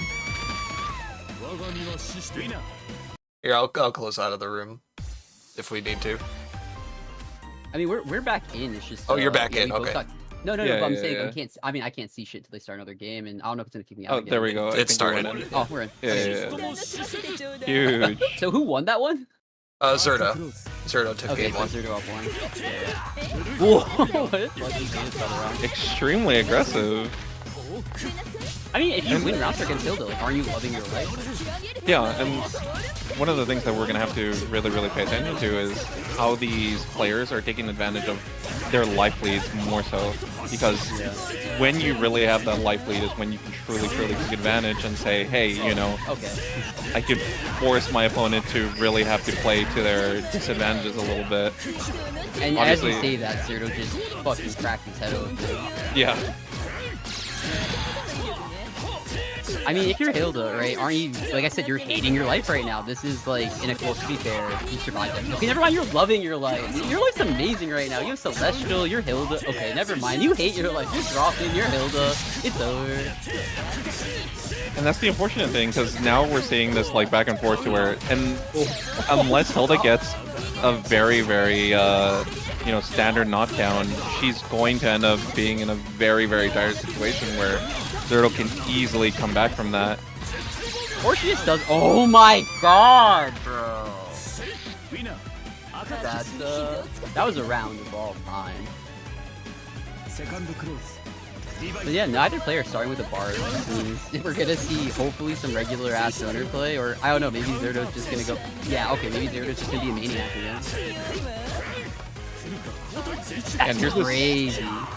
the same corner pressure that we saw from last round, but it's really going to depend on how Zardo's sort of going to maintain this. No, I mean, just like that, we know that Juza's very comfortable with just mashing out when he sees those opportunities, and once you give him an inch, I mean, he really takes a mile, tries to get you in those setups as frequently as possible. yeah, and like I said, now we're right back to Hilda having basically nothing, while Zardo has 200 and had Vorpal, right? And if you can just like keep Vorpal, you can really just force your way back in there. And he does, man. He does. He's actually doing a great job of like just keeping her in such a bad situation. I mean, at first I kind of like judged him just like stopping his pressure to like shield kind of negatively, but if it's keeping him winning cycle, he's just gonna keep winning rounds this way, no? Yeah, absolutely. You're taking into account the fact that obviously we have both the advantage of having that oppressive pressure, but also gaining cycle as well. I mean, Yeah. if you're on You know- defense, Yeah, I was gonna say, if you know that like Juza wants to mash, I mean, there's no reason to not get the cycle for it, right? yeah, if you're on defense and you're already losing cycle 2, there's only so much you can do. You're really playing an insane uphill battle from there. No! Oh, the pain, teching into fucking getting hit. I mean, that's playing it so well. Here comes Roomba. I mean, we already know where this is going. I'll be honest, I feel like Zero's doing a great job of not getting hit on these. There we go. You know what? Take what you can get, dude. It's still early enough in the cycle where like you can really fight for this. I mean, keep this string going like this. You're going up. Yep. Yeah, that's gonna be Hilda with a bar and Vorpal. This is exactly where. Yep. Exactly where he wants to be. Oh, okay. There we go. No, another fucking drop. It sucks.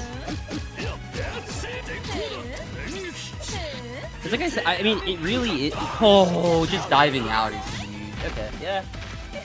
Yeah, I mean, like I said, I expect Susan to at least put up a fight, not just get like and I mean, we saw some unfortunate drops. Once again, if Zero just lets use it ever win cycle, it's just his life is hell, no? Yeah, it's so hard if you're a character that basically their whole plan is just, I can't contest you at range, I don't really have the greatest tools, and in Zardo's case, if he wants to get in at a distance, he's going to be burning meter. We never want to lose resources unless you're going to get a confirmed like trade-off, and Juice is really ready for those kinds of situations. Yeah. Wow! I mean, I'm gonna be real, whenever Hilda matches out, I'm like, fair enough, brother. Well, that was like an 8-frame button, you got it. Jesus, in the call-out. Alright, cool. I mean, I'm not gonna lie, that looked pretty decisive. Which is crazy, because the other two did not.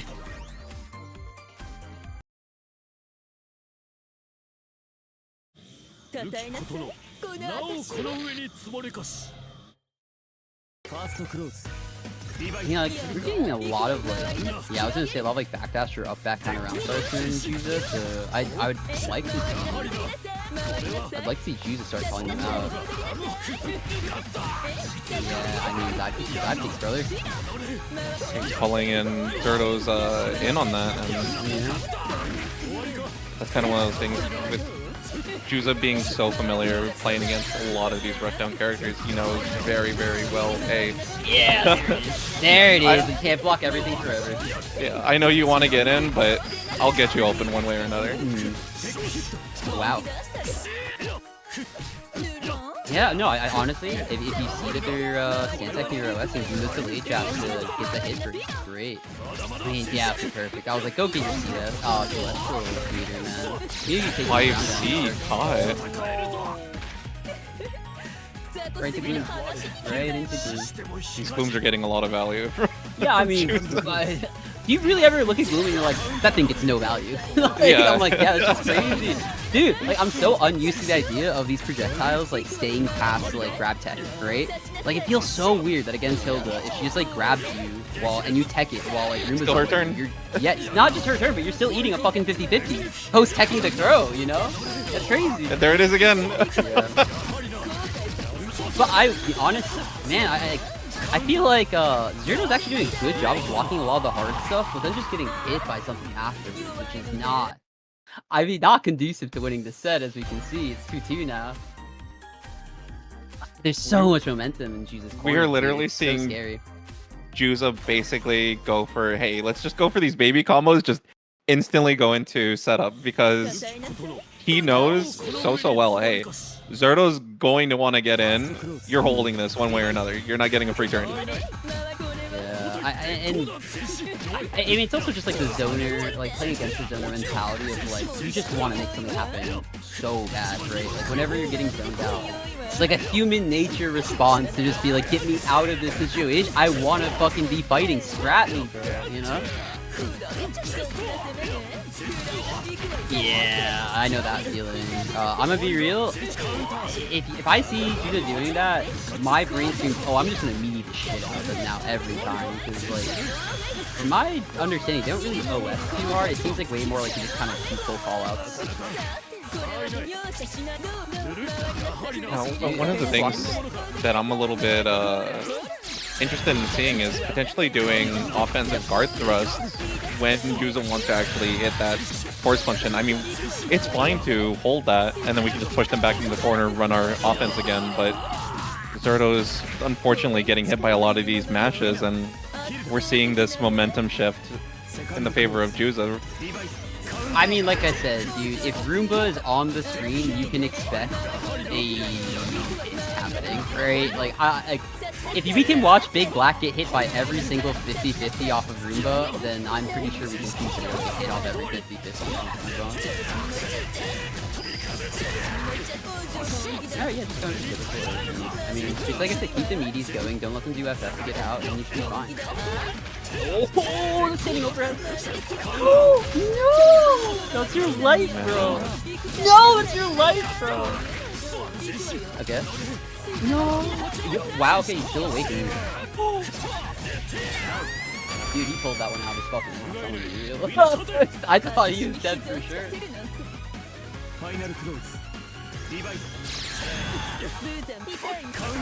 I mean, I gotta be honest. No way. There just ain't no way, man. What is that button? Alright. You know Jesus just want to FF out next time. The game lies. The game lies. I don't want to tell you, dude.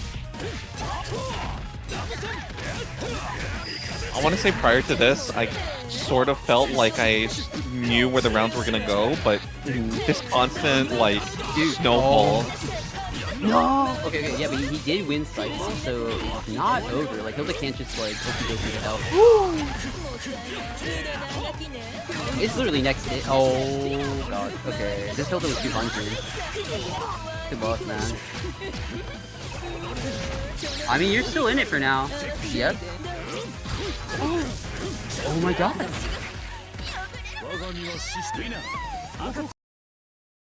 Holy. Dude. I'm gonna be real.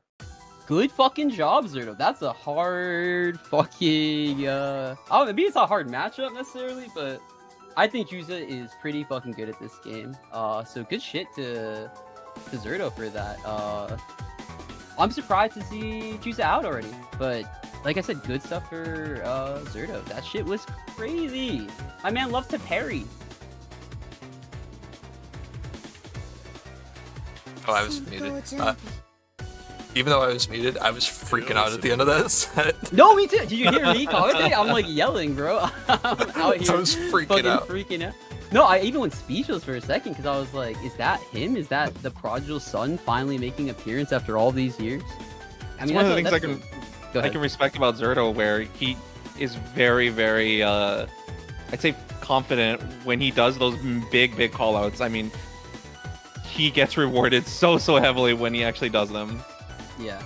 No, absolutely. I just, you know what? It took a massive set of calls to fucking go for some of those callouts towards the end there with like being willing to just, I'm either right here or I lose. You know, that's not easy, but I mean, good for him, dog. Hey, he gambled and he won. He should go get a lottery ticket. Yeah, get the big ones, like the $50 scratch offs, you know? I mean, or get like a Powerball. If I'm him, that's what I'm doing now. Yeah, start putting hundreds on the Powerball. Yeah, and also, I mean, you can't really be too mad for Juza. I know they haven't been like turbo focused on Uni for a little bit now. You know, they kind of show up for the events, but they've mostly been playing like, was it like Virtual Fighter or something? I think I heard. See them on like Plus R sometimes. So like, while they've been away, Zardo's been leveling up. You know. Yeah, and good stuff to Juza too. Like they made it look really competitive. Next up though, we have Winter versus that random gamer. Yeah, I mean, like I said, this is absolutely a lore matchup for Winter specifically. I don't know if Random Gamer even knows who Winter is, but I know Winter is quite afraid of the Zenki character. I think this could potentially be, to an extent, a repeat of last game where if Winter's Yes. confident with that sort of zoner thing and baiting that out, we could see Random Gamer potentially suffer for that. But obviously, Enkil has fairly strong buttons on that offense to sort of just say, hey, you're not gonna jump out, potentially could catch you with Force E, maybe Force Function, or 6FF rather, and we're potentially could be seeing a lot of that enforced in this game. Yeah, I mean, like, you know what? There is no parentheses derogatory here. I will say Winter is, like, kind of the booster that really does want to play that zone. Like, I know people jokingly compare it to Dial or something, but I do think, like, Winter does have the good ability to tempo switch from, like, going full zoner to saying, like, hey, time to do, like, a bunch of Batista pranks. You know, like, they are very outspoken about how much they love Batista pranks. And if, like, TRG can block out those pranks and not get zoned to fuck, I mean, he's got a solid chance, right? I mean, his offense is great, but you really have to get through this wall of hell, you know? I don't know if I've ever seen an Enki player say they like this matchup, but, I mean, there's been enough Enki players that made Winter hate this matchup. Yeah, we even saw that in the first round, and even the beginning of this round where Winter's just sort of saying, you know, I could play rush down offense, but what's the point if the opponent's getting hit, right? I mean, that's a good reason right there, brother, no? Oh, man. I mean, this is Enki with Vorpal in your face. Ooh, TRM. Oh, and that's a flash kick, and that's a flash kick. Yeah, but Vorpal cycle is going to be still going in the favor of Random Gamer, so potentially could run some very nasty offense here, and gets hit by the frame trap, no? too. Should be. I mean, I'm just a liar. I'm just a liar. But he's got Celestial too. I bet just want to get the CS so we can go in the next round with Kubundo. Wow. Run up full screen grab. I'm just saying, I have had, maybe not recently, but I have plenty of nights with TRG where we just have like disgusting, drunk, degenerate uni games. And like, man, that is a man who just ran up full screen throw.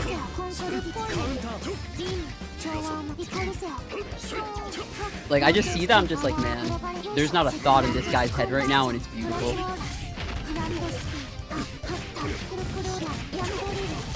He's still winning Vorpal. He's still, I mean, consistently he's winning Cycle here, right? And then I know, like, I know Winter really likes to do ABM a lot, and that's not really gonna help with just, like, loss of Cycle so frequently. Oh my god. Oh, yeah, challenging Disco like that was a call, you know, especially when you had Vorpal to maybe make yourself a little bit safe. Unfortunate.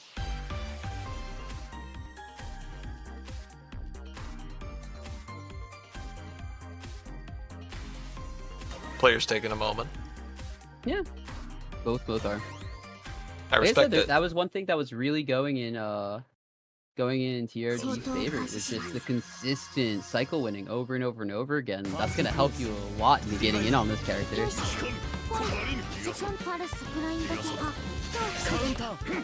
Wow, dog. Oh, okay. Well, yeah, sometimes we just get plastic. It's okay. You know what I will say? I do think it does take a type of player to eat a DP and not get shook. And I'm realizing that a lot of players really struggle with accepting that it's okay to get DP. You know, you can't just like abandon all your offense because you're afraid of a flash kick, afraid of a DP. Because then they just get to jump out and free and stuff. You know, you still have to keep them honest. But yeah, no, sometimes you just gonna get that DP. Oh wow! And honestly, seeing Winter go for the assault routing, I was surprised with that. I mean, they're stepping up their game.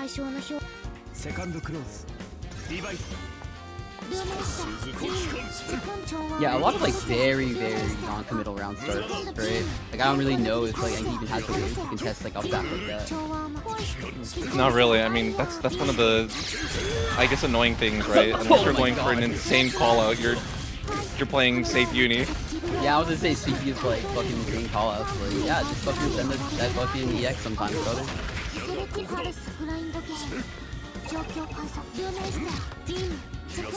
I mean, dude, like I said, you're just playing bullet hell for a little bit. And if you can survive that bullet hell, like, it's not like he's not taking rounds here and there, but it's tough. we are seeing obviously Random Gamer There you go. fight for cycle whenever Winter does do those sort of Toho bullet hell type of things, but Yeah, I will say, I think if you are at like get DP'd and died health differential, it might be a good call to really play around the flash kick. Like I said, you can't like base your whole offense off the idea of like I'm gonna give up my offense just so they can like get DP and I can get a DP punish. You can't really just fully abandon your pressure, but I will say if you're like one hit away, like one DP away from getting DP to death, it might be a good call to at least focus on blocking after some of those daggers and reads.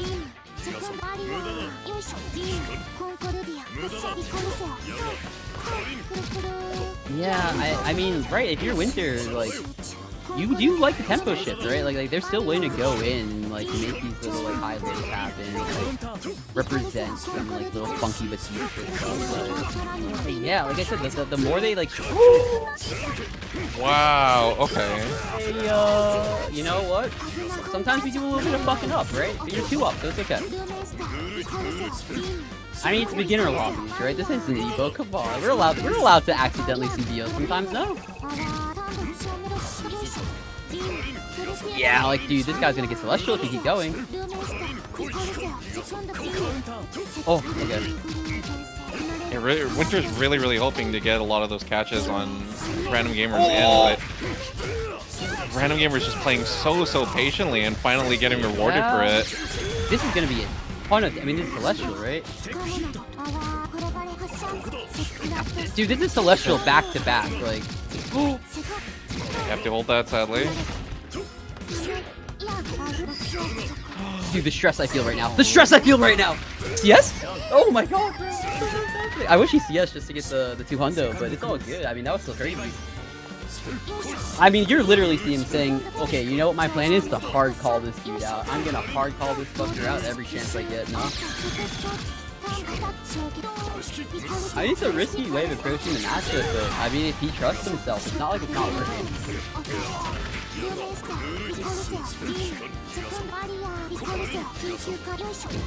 I don't know. I mean, how do you feel about this idea of just being like, I'm okay with giving them Celestials, I'm just gonna win 3 ways? Like, I don't know, do you fuck with that approach this match or no? It's hard for me to sort of like give a true opinion because I know what Winter realistically is trying to sort of do with this. He knows he's getting value every so often from seeing Random Gamer get hit, but you have to think of it from both sides, right? We're giving them a lot of grid for a couple of hits here and there, and I mean the back and forth leverage when you're thinking about it at the end is like, is really worth it to just commit to that or try to interact a little bit more, switch up that pacing like you were saying.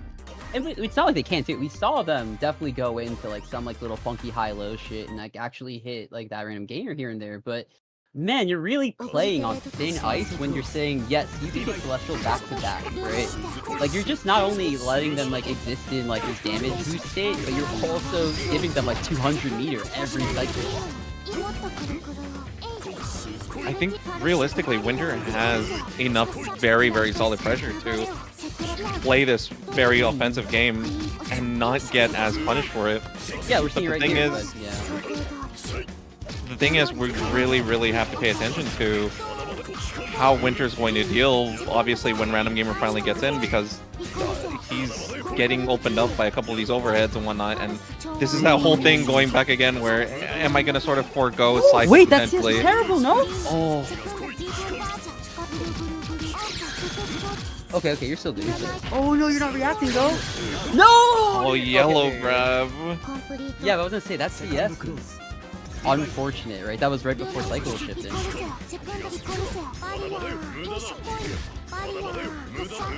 Yeah, I mean, I think just like a return to just like fully playing for cycle is like a great call.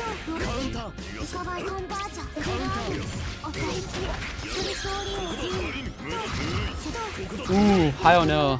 Handshaking? I guess it's not handshaking, but just saying, yeah, I'm gonna take the disco. Just like sitting in it. That's a call.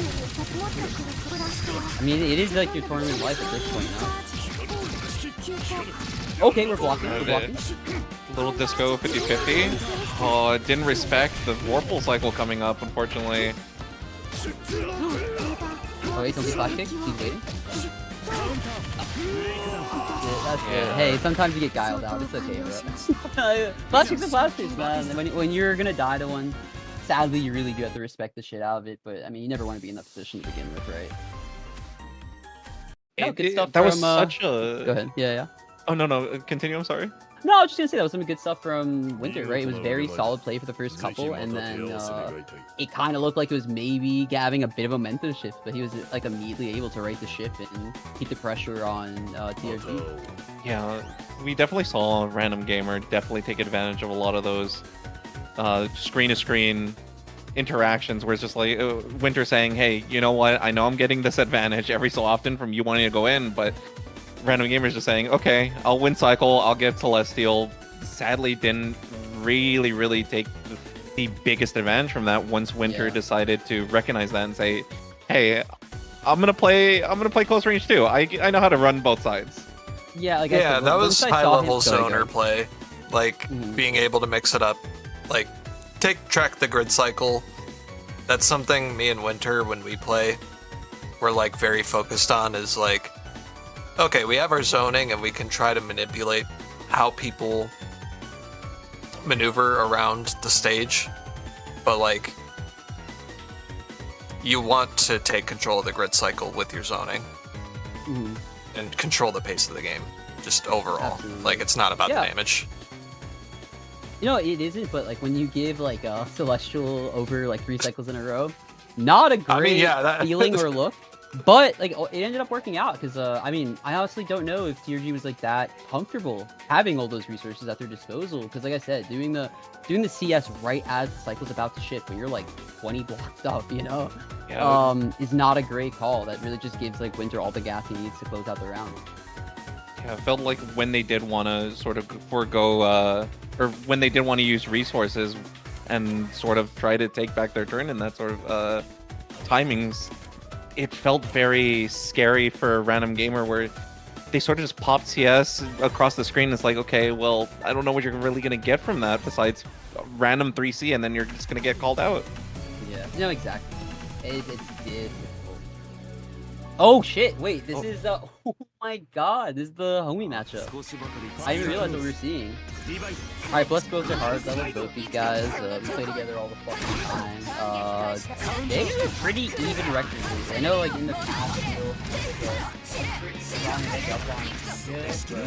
I mean very lately it's been going in either direction. I think they both have a very strong understanding of each other's characters nowadays, but we definitely can imagine either one taking it at this point. Yeah, I mean, we're just seeing like some really classic strike there pressure coming from Mill. Right? I mean, to be fair, TJ does have cycle, but I think Mill's fine with just like depleting all of his grid by just like keeping the block string going. Yeah, and then he's even like fine with going for grabs. TJ's in hell here. Yeah, this is hell. TJ has expressed so many times before where he feels like Gordo just does not have good responses to a lot of these things. I'm gonna be real, TJ's blocking like the fucking god right now. Okay, doesn't matter. Never mind. It's over. Never mind. But I mean, the defense on TJ's side was really nice for a while there. And you gotta be careful with that, because I do know that Neil has been labbing out just the second shield to get the punish between the Ranger and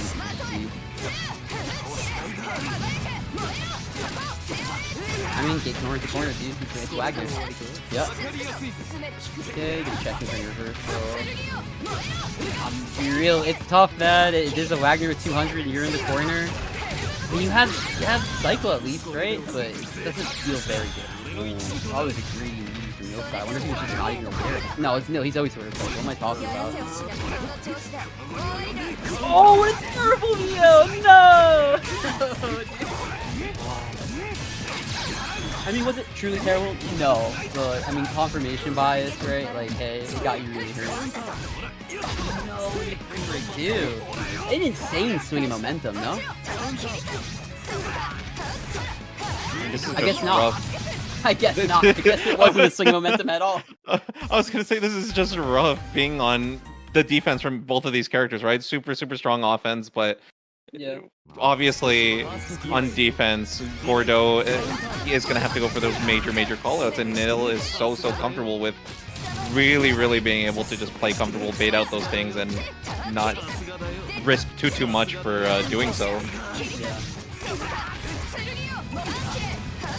Once again, like, you are in this, like, pseudo checkmate versus Wagner right now, right? Like, she's got a bar, she's got cycle, like, yeah.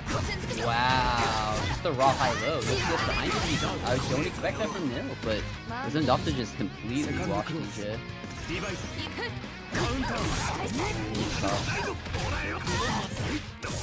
Like, I'm almost a little bit worried seeing TJ not even going for, like, Reaper round start when he had the 100. I understand that he doesn't want to put himself as a deficit, but, like, I know him to really try and push his advantage, yeah. Yeah.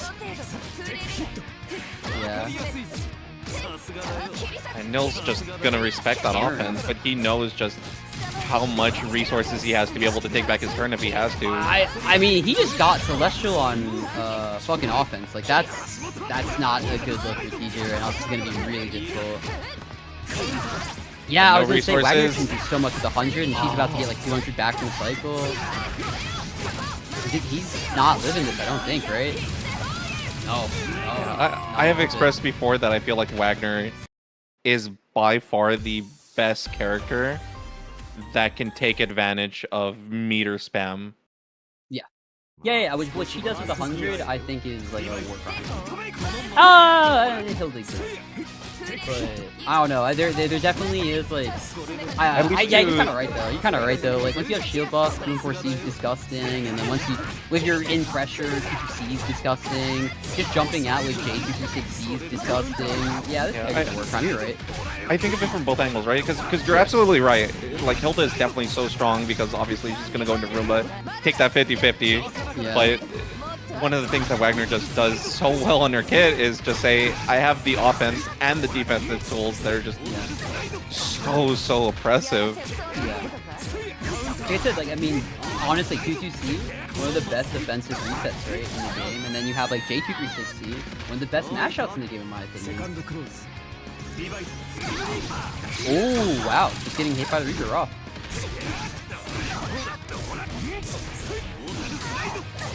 Alright, well, how do you like guessing, bro? Not very much. Oh, the whipping 3C, that was scary. Right in his face! Yeah, Nil's just playing for grid, you can see that. Yeah. Oh, that doesn't matter though, because the cycle's so in TJ's favor. Oh my god, okay, yeah, no, that's a win for TJ. He's barring a drop, but thank god, he just does the AV ender. Says fuck dropping, bro. Not me, never.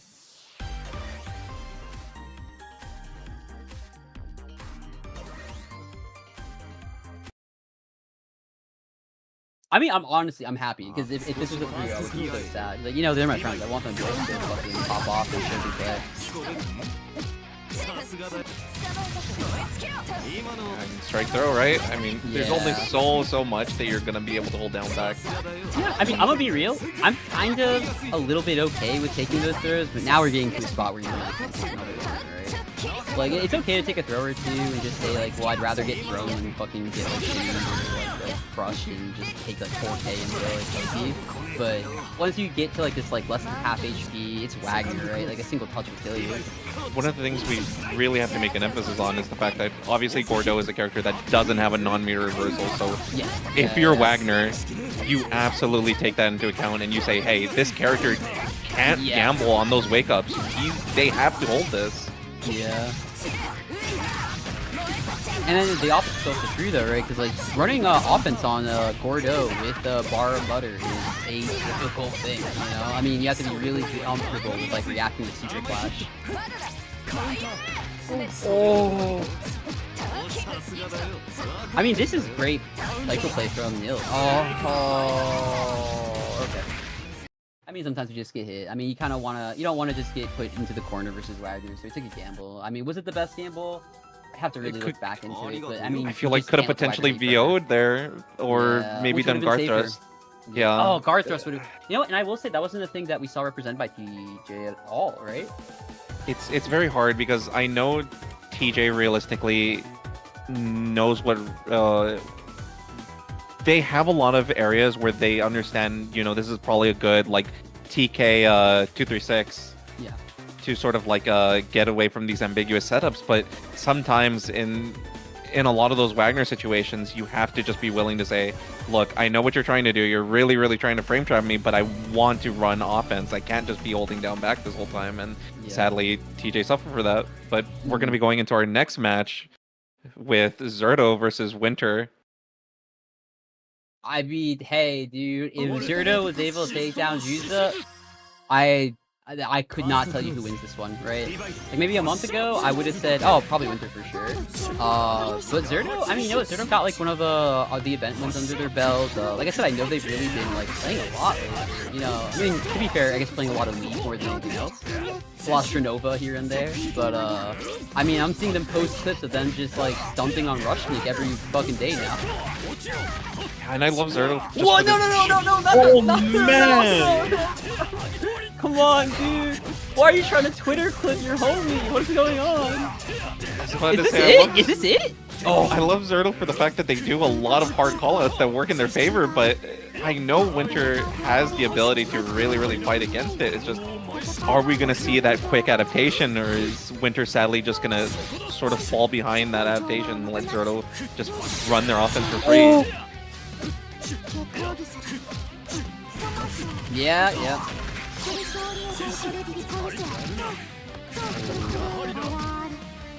I mean, he survived Disco. That was but B-Drill, my beloved.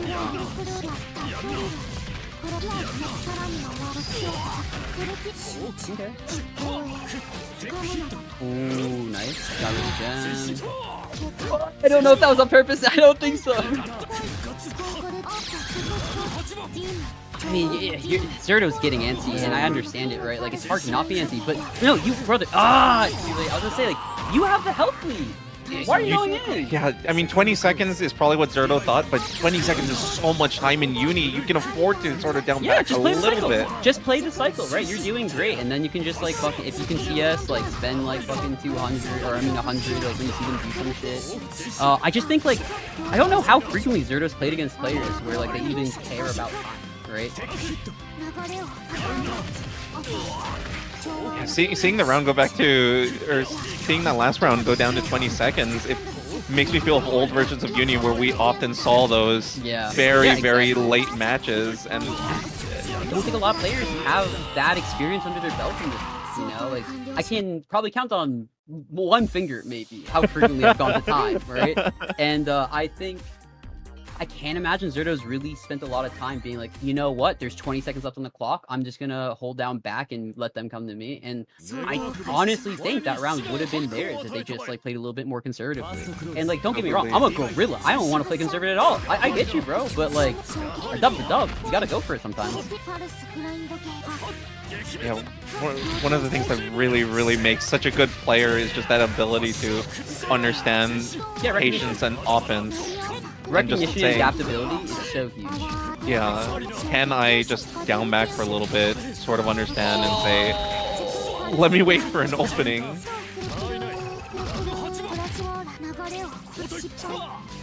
Like I said, this is not a match Zardo is like unable to win. They just really, I think, just have to be a bit more aware of like the neutral situation they're in. Oh, okay. What a punish! Holy shit, bro. Maybe Zardo cashes out here, goes into a one-touch scenario with IW. Or he just misses and puts him in the corner. Okay, no, early in cycle, getting some meter. I'm gonna be real. Just finish it. Okay. Oh. My heart, bro. I was like, is he gonna drop this shit? Because he's pretty consistently getting into these situations where he is in the health lead. But I don't, like I said, I don't even know if it's like a thought in his. Okay, we're seeing the same flash happen every time. He's got to change something there. But I don't know if he's like remotely thinking about the idea of like, I have the health lead. Why am I like trying to aggress against her? Yeah, keep that flash kick, man. Oh! You're about to get hurt, brother. Oh, you're about to get gem set into TRM. Yeah. I mean, Winter has a lot of time to work with still, even though they're going to be on defense, but wow.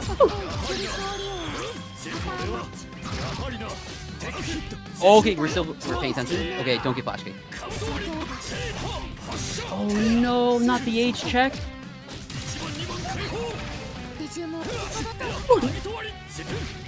Dude, just surrender. Just surrender. My heart. Okay. Oh my god, dude. Keep it simple. Gotta end those rounds. You know what? He's braver than me, bro. I have 200. I can steer under IW. That's what I'm doing there. I don't want to make my life any harder than it has to be.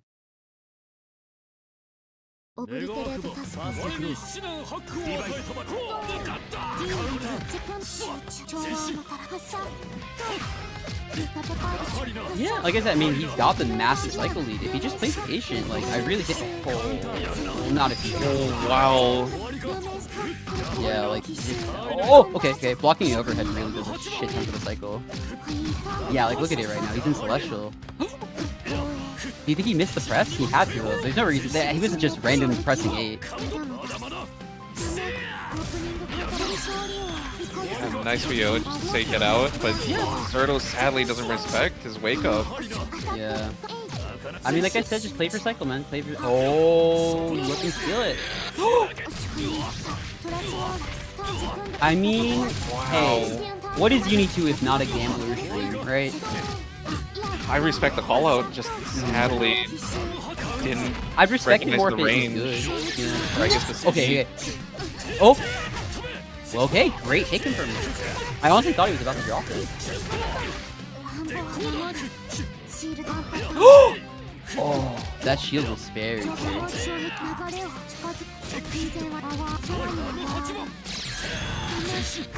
Oh, they're blocked. Oh. I mean, he doesn't have a lot to work with here. It's kind of just back into. Are you willing to bet it all on the flash kick? Are you willing to bet it all on the flash kick? Why isn't he TRMing? Oh my god, just like that. Wow. Okay, that's why. You know what? Power to him. That's why he's up there and I'm not, bro. Oh, let's go. That is insane. I hate that fucking 3D round start. Just what? That's crazy. You know what it is? He just plays with so much fucking whimsy in his heart, right? He's braver than I am. I know, me too. I see this. I'm like, wow. I was like, that's not a boy. That's a man out there. I mean, you can see that Winter's really trying to bait these call-outs, but Zardo's just not giving Winter any of these to really get any sort of a grasp on, sadly. Yeah, and you can see Zardo play, and you're just like, man, this guy has like a poster squish on his wall. What was that? Oh! Tally didn't get the confirm, but now gonna be on defense. Bro, spend! Make neutral easier for yourself. You have Celestial. There you go. No! Would you bet it all on a flash kick right now? Oh man! Oh! Oh! I can't tell what's happening anymore, man.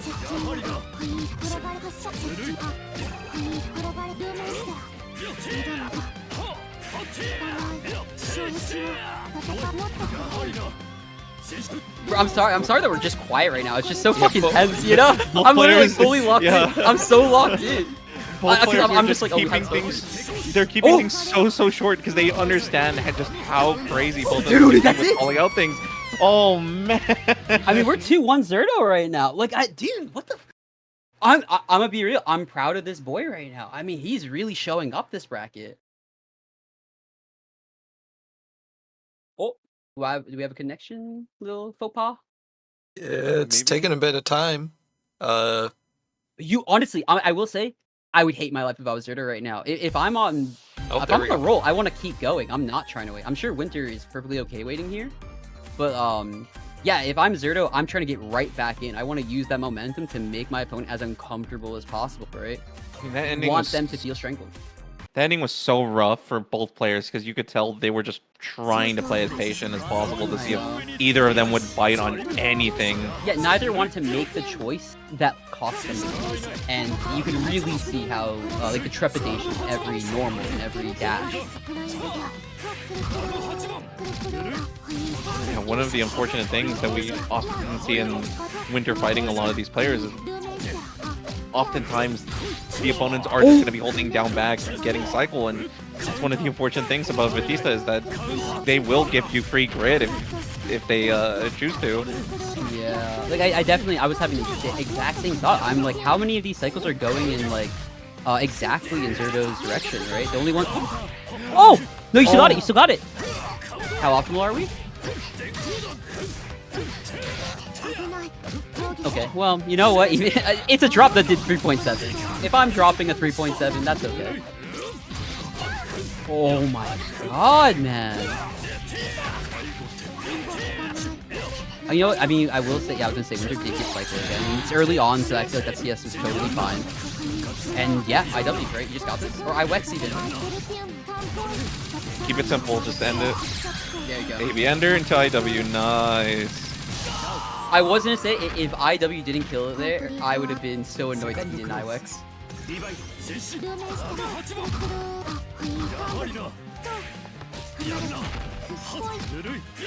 Yeah, like I said, I mean, it's a lot of just like playing the bullet health, right? Like, I mean, like some people will call it like guile parentheses, like derogatory, but realistically, I mean, you have to be able to shift back and forth between. Like, I don't know, I've played some Batistas that are like so afraid of being called a guile Batista that they like forego zones, honestly. And that's a terrible way to play this character. You want to take advantage of all your tools, you know? It's just putting your eggs all in one basket is the problem. Yeah, absolutely, I agree. Dude, that 3C, no? I mean, guess for round, no? Zardo's just getting so much. Wait, would that be killed if he didn't get Vorpal at the end there? I think maybe, but it was close, it was close. Zardo's getting so much from just playing patiently. Unfortunately, Winter's just not getting as many catches on these frame traps with gem setups and whatnot. Oh, it's tough. I will, dude. This is like some of the best blocking I've ever seen Zardo do. I don't know what happened. Like maybe he did take his like Adderall today. I have no idea. But like when I play against him, he don't block like this. Holy. See, that's the Zardo I know. That was the Zardo I know.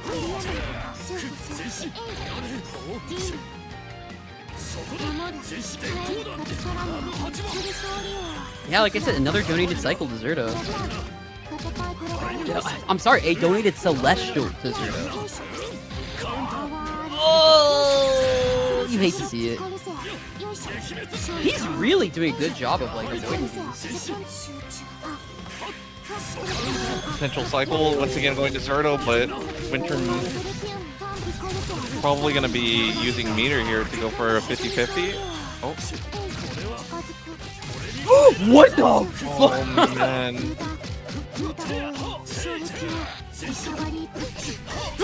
Oh, that's it! Don't get flash kick. I told you not to do that! Are you kidding? You know what? I respect We're Winter so for doing it regardless. I mean, we've seen him be a little bit restrained with that. Yeah. So I am a little bit happy that they did do it regardless, but this is just such a scary... It's such a scary situation for both players because we know Winter sort of struggling to get those openings, and Zardo's benefiting just so much from just playing down back and really playing this a lot slower. Dude, Aqua players are a different breed. I don't know what to tell you. Oh, honestly, great tech. You know what? Sometimes we top tier, right? Oh man, I will say Zardo's starting to drop a lot more now, though. Yeah, like the more unfortunate thing with losing that round to the flash kick wasn't that you lost the flash kick. It was just that if you had your winning combo, you even had meter to just like say, "Fuck this, I'm spending right now for the kill." But Yeah, it really hurt to lose the set after that. Maybe his nerves gained the best of him, especially now that Winter got a round and Zardo is just one game away from closing things. Yeah, because I mean, right now, I mean, you were 2-1, about to be 3-1, and now you're 2-2, and back to like blocking, right? What a fucking okay, never mind. That's my goat, brother. Look at him go. I didn't know he had it in him. And, okay, and I will say one of the other problems with constantly giving your opponent cycle is they're going into every new round with meter, right? That's making your life a lot harder. Like if I'm giving my opponent Celestial every single cycle, that means they're most likely going into each round with 100 or 200 most likely.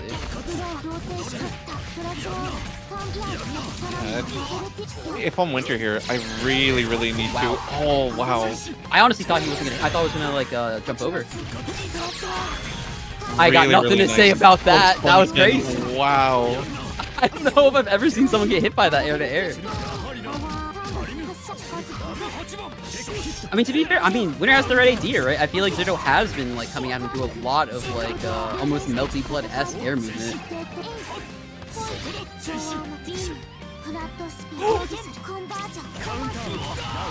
Oh my god. Didn't respect like I cycle, said, sadly.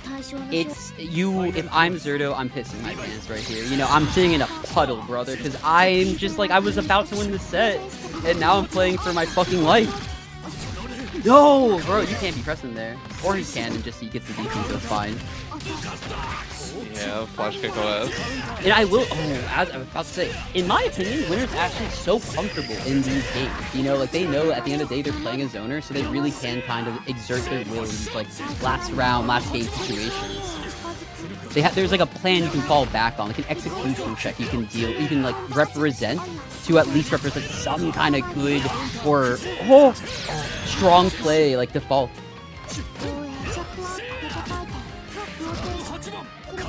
Oh no! Okay, I mean, how does he feel looking in the corner? Like, yeah, it's a disco, man. Wow, good job on blocking the B-drill.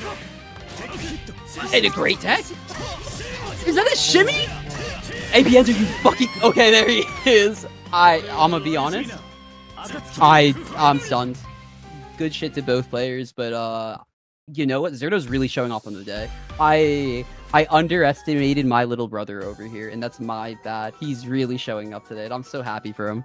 Yeah, I respect Zardo a lot for his extremely strong offense. The unfortunate thing is, sadly, Winter didn't get a lot of those catches that they wanted to with their offense, and I mean, that's just the nature of the game, right? If you're playing against someone that's down backing, you have to do your damnedest to just try and get them to open up however you can, and the reality was Winter sadly gave a lot of those cycles to Zardo, and even though yes, Winter did manage to secure cycle a handful of times, we just didn't really see too much come from that.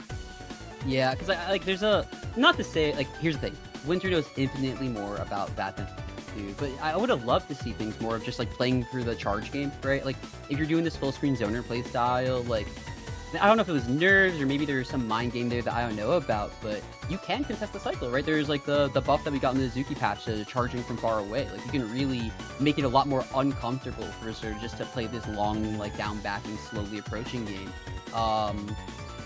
And I will, like I said, I think of Winter as a strong player. I think of Winter as somebody who represents like being good at this game. Like if you're able to like handshake Winter games with Winter, then I think like you're representing some good stuff on your own character. You know, you're not just like dying to zoning. You're not just like failing to block every high low. You're playing the game, and I think Zardo did a great job of and man, not just blocking out everything, but also opening up Winter.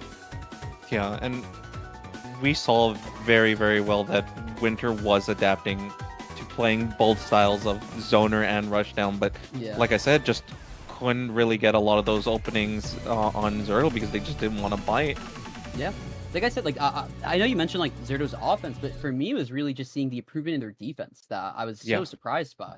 Like I said, this is somebody who sometimes I can just be like, haha, forces you know, and he gets opened up, but I mean, really, he's like blocking like 9 out of 10 of these overheads. But now transitioning to this next game, TJ versus Zardo, I mean, these are two players with heavily strong offenses, and obviously we just saw from prior matches, their defenses are pretty good, but just to what extent will these players go when they're on defense? Obviously, Zardo has the non-meter reversal that we mentioned is just incredibly strong to okay, enforce. I was gonna say, don't die to the beam down combo. Okay, you basically died to the beam down combo. I'm sorry, DJ. Yeah, I mean, I think it's pretty good down that. I mean, honestly, I don't know. I mean, does B Reaper just beat like C Fireball or you know? I'm unsure, honestly. Okay. Yeah, because I was like, I feel like TJ's the kind of player where if I see him have 100, I'm expecting him to beat Reaper. Yeah, one of the things I'm super curious about this match is how willing is Zardo going to be willing to actually potentially DP or reversal on his wake up, because no one wants to be playing defense against Board. Yeah. No, honestly, you're right. It's so scary to commit to that, but like, I do think one thing you have to look out for is if you're ever going to gamble, it really can't be when he has cycles, because like I think you're going to see CC and CS almost every single time the board has cycles, right? Just to be safe to these reversals. I'm getting the input, right? It's like it's 2-2 when he stands down the fucking site, right? Yes. Yeah, so I think 2-2 CS is something you really have to be where you really try and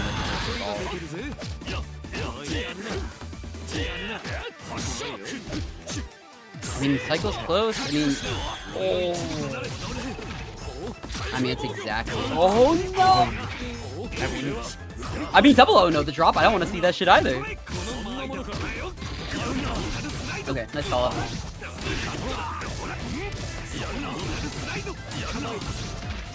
TJ's going to be retaining this cycle, so this is going to be so rough for Zardo. Yeah. Unless I'm just a liar. We'll find out. I'm a liar! Trusted him! It's okay, it's fine. He had a plan. I mean, yeah, we're gonna see a barn burner. TJ obviously understanding, look, if you're just going to down back, I am going to play standard strike throw against you, and that's... keep it simple, right? I mean, strike throw is the name of the game with Uni sometimes. Oh!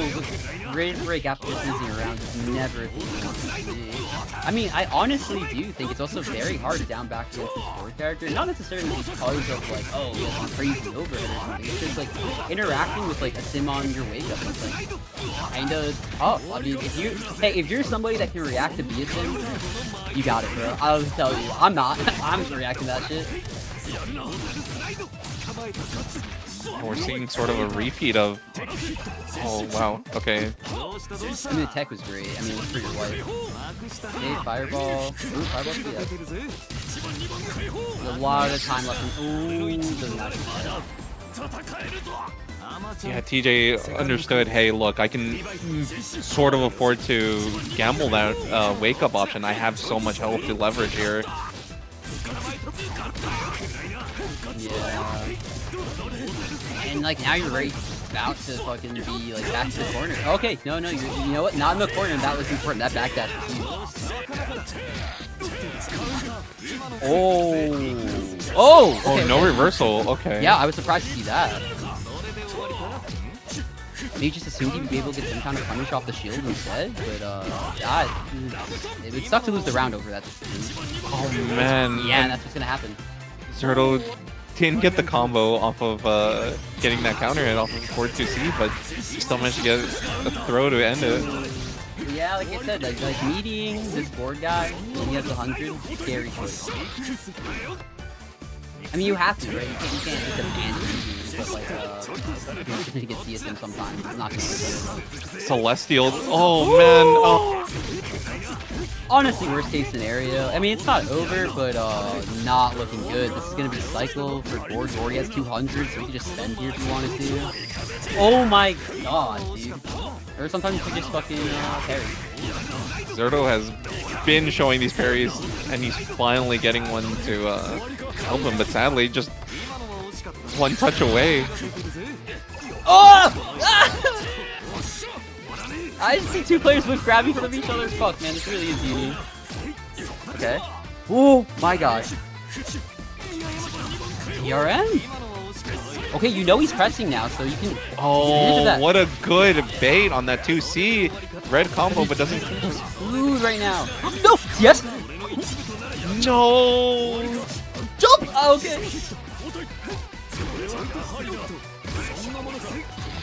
Oh god, bro! Wow, you have Vorpal. You could check first. All right. Zardo playing so greedy that last round. Had Vorpal, had meter to Yeah. spend, and just chose to not play with it. Live by the Yaka, die by the Yaka. Okay, yeah, we're still alive. We're still alive. I mean, you have a mountain to climb if you're there right now. Like, it is. Oh, TJ not taking the gold throw? That's nice. Yeah, CS can hold your turn, but Stop, bro! He has a family, I assume. I don't know, but I assume. I was gonna say TJ can't really do anything in this scenario, and we saw this in the Nil versus the TJ match where if TJ really doesn't have meter to spend, it's hard for them to sort of get out of these oppressive situations on defense. Yeah, absolutely. I'm just like, if I have to see Zardo whiff a grab into TJ whiffing the grab into getting punished again, I'm gonna maybe cry.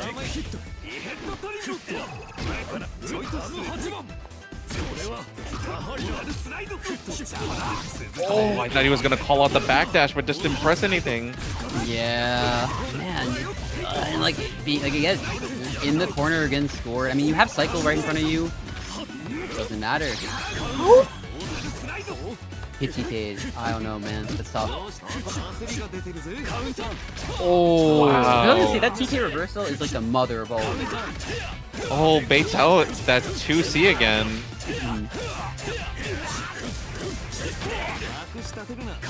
I mean, once again, way. And it's over. Oh man, even though Zardo lost that, I cannot emphasize enough just how much I respect Zardo for going for a lot of these hard callouts, because when they do get them, they just get so much out of it. But I mean, there also could be something to be said for playing a bit more conservatively, right? Because I mean, while he's going for these hard callouts, they're not necessarily all serving, right? Like some of them are getting him fucking shit on. Yeah, we saw that just right there before, where they sadly got their DP baited, and that's gonna be That's the it. Yeah, set, that's it. potentially. Yep. I mean, hey, we can't all be winners, but I do think this was one of Zardo's better showings. You know, like a win over Juza and Winter is not anything to sneeze at. I really do think, despite getting 3-0'd, I really do think he showed up. So is this Grants? Yep, this is Grants. Yeah, and TJ, I mean, like, go ahead. TJ just ready to get into this match. He understands, look, I have that momentum from last game. I just need to lock in. And we're seeing this whole thing, you know, TJ maybe getting a little bit of PTSD when fighting Nil, just saying, hey, look, this is going to be rough, but I need to stick with what I know I can do. I'm riding off that win right now, and we just need to see how this is going to go. Obviously, we know Nil is just an oppressive player, so we're really going to see the extent of what TJ is going to be doing on offense, or if they're just going to be holding everything because they have to. Yeah, and like I think people will say like me and Nil play a ton, they always play together. I think TJ and Nil play more than either I and Nil or I and TJ play, because like these guys have so much experience against each other. I think they know this matchup in and out, and maybe there's small things here and there that one or the other doesn't know about, but these motherfuckers are doing first to tens and then fucking doing replay takeover against all these situations they put each other in. Like they definitely have an intimate understanding of a lot of these interactions. And I mean, like, this is Nil letting TJ have Celestial and still saying, I don't care, I'm gonna win, no? And that whole CS situation of Nil just saying, look, I'm just gonna grab you. It doesn't even matter if you waste the resources. That's the uni, right? Nothing feels worse than catching the MVP.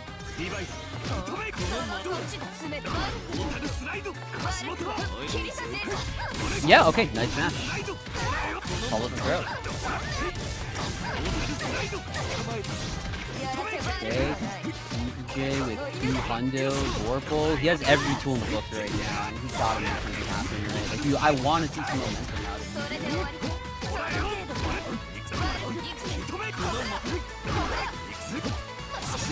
Oh, wow. Nil just playing extremely conservative on that defense, just not letting TJ really get anything against them. No, dude. Now we're seeing the opposite effect, and TJ instantly getting grid broken, and this is going to be absolutely pain as you have to I'm just gonna be real, hold this. yeah. 200, Vorpal on Wagner's side, like, this is, like, the world's your fucking oyster, man. Unless you just make the fucking god call out. And he's still in this.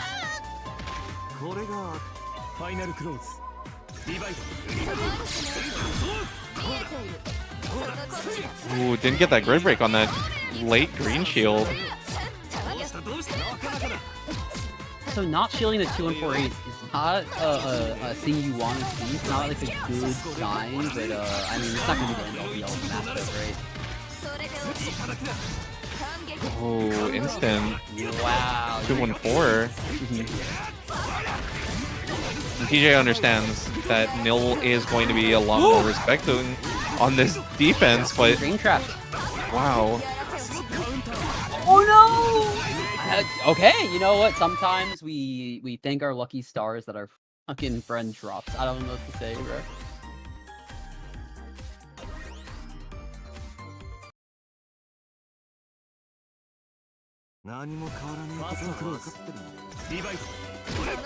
Okay, yeah, just respecting the round start.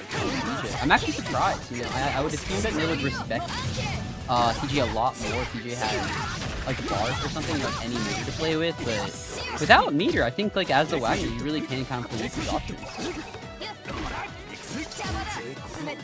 Nil just opting to go back into neutral just because they understand, look, I have a lot of in tools, but you're just Gordo without Vorpal.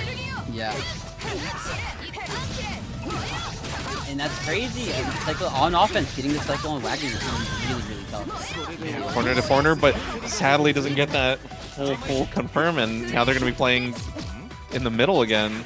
Oh! Dan tech, unfortunate. Yeah, I mean, hey, that's tough. And we know TJ is somebody who doesn't OS. Like, maybe he's working on it here and there to implement more OS into his play, but he's somebody that is a full-on stand tech. That's what I mean, like, still not shielding the 2-1-4-8 is a little bit scary. And the thing is, Neil's like playing with like an expectation that TJ's gonna shield it, right? He's like stopping after 2-1-4-8.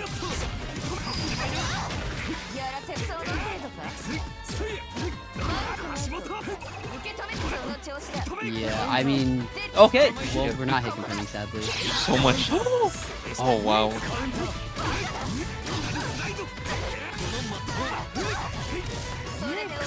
Oh! Okay, I need DJ to not tilt out this game off that one. I know like he's not doesn't feel good after he drops, but if he can just stay focused, this is 100% still, yeah, exactly.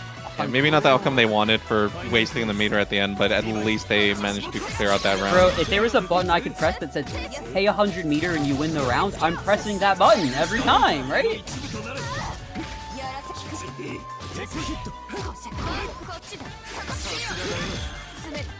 Okay. Yeah, and even though... TJ has cycle. I mean, I don't know what you can do with it, right? You're Yeah, you're right. non-meter... Yep. Oh. Wow. Man, that's pretty fucking huge, because now Gordo does have everything and you're in the corner. It doesn't matter if you're matched on Does anything fucking matter in this game? God damn it. I mean, I'm gonna be real, this looks like some nervous play on both ends, right? Like, both sides are dropping a solid amount. Yeah, I mean, a sim into CS, like, that's death, brother. And as long as they don't drop, they should be able to just end with IW here. Yeah, and that's another game under his belt.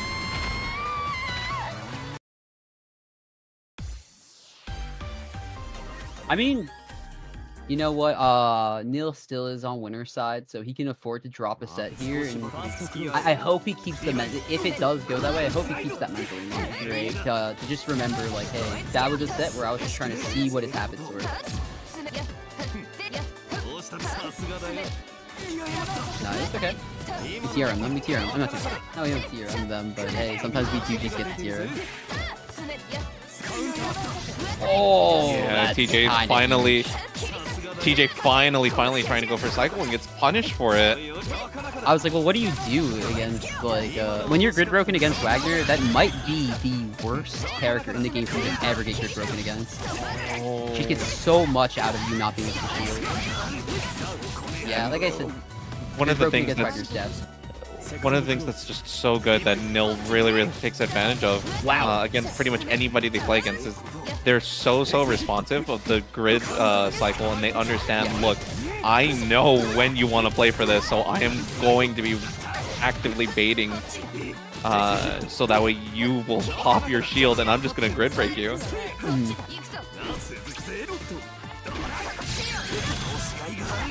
Oh, drill catching there.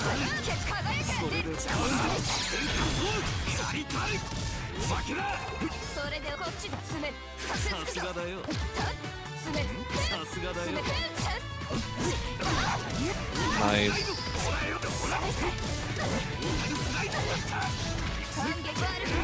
And this can be a scary situation with, oh man, drops, but could still be extremely scary with Gordo having Warple and Meter. And this is Gordo with you have to imagine Reaper. Yeah, there you go. Oh, not making himself safe with it was surprising because everything's working out for him, right? He still gets to hold on to that 200. Cycle's really close. Cycle's really close to be shielded even once. And, oh, the throw was maybe a bad choice there on Nil, right? For a player who's like so conscious of Cycle. That was crazy. That shit was crazy. Oh, what is that? J2C? Oh, again! I mean, like, hey, if you have a dive pick, why not fucking use it, right? Gets clipped. Oh, understood. They knew what they were trying to bait out, just Wait, sadly. no, it's not. This is, though.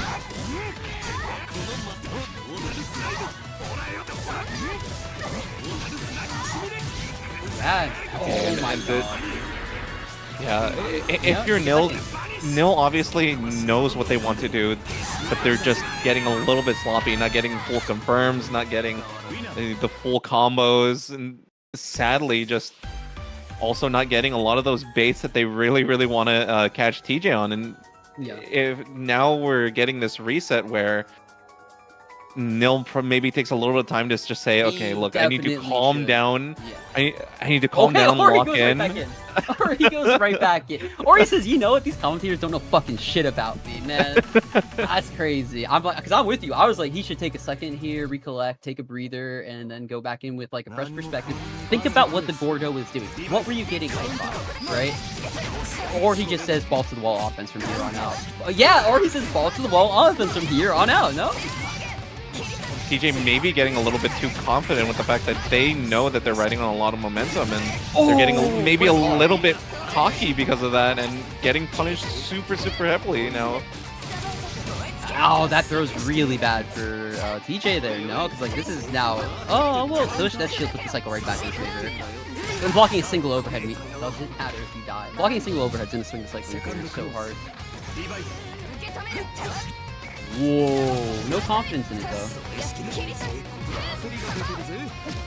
Wow. I mean, this is why you're staying on 200. She could like reset like her pressure with UPC whenever she wants it.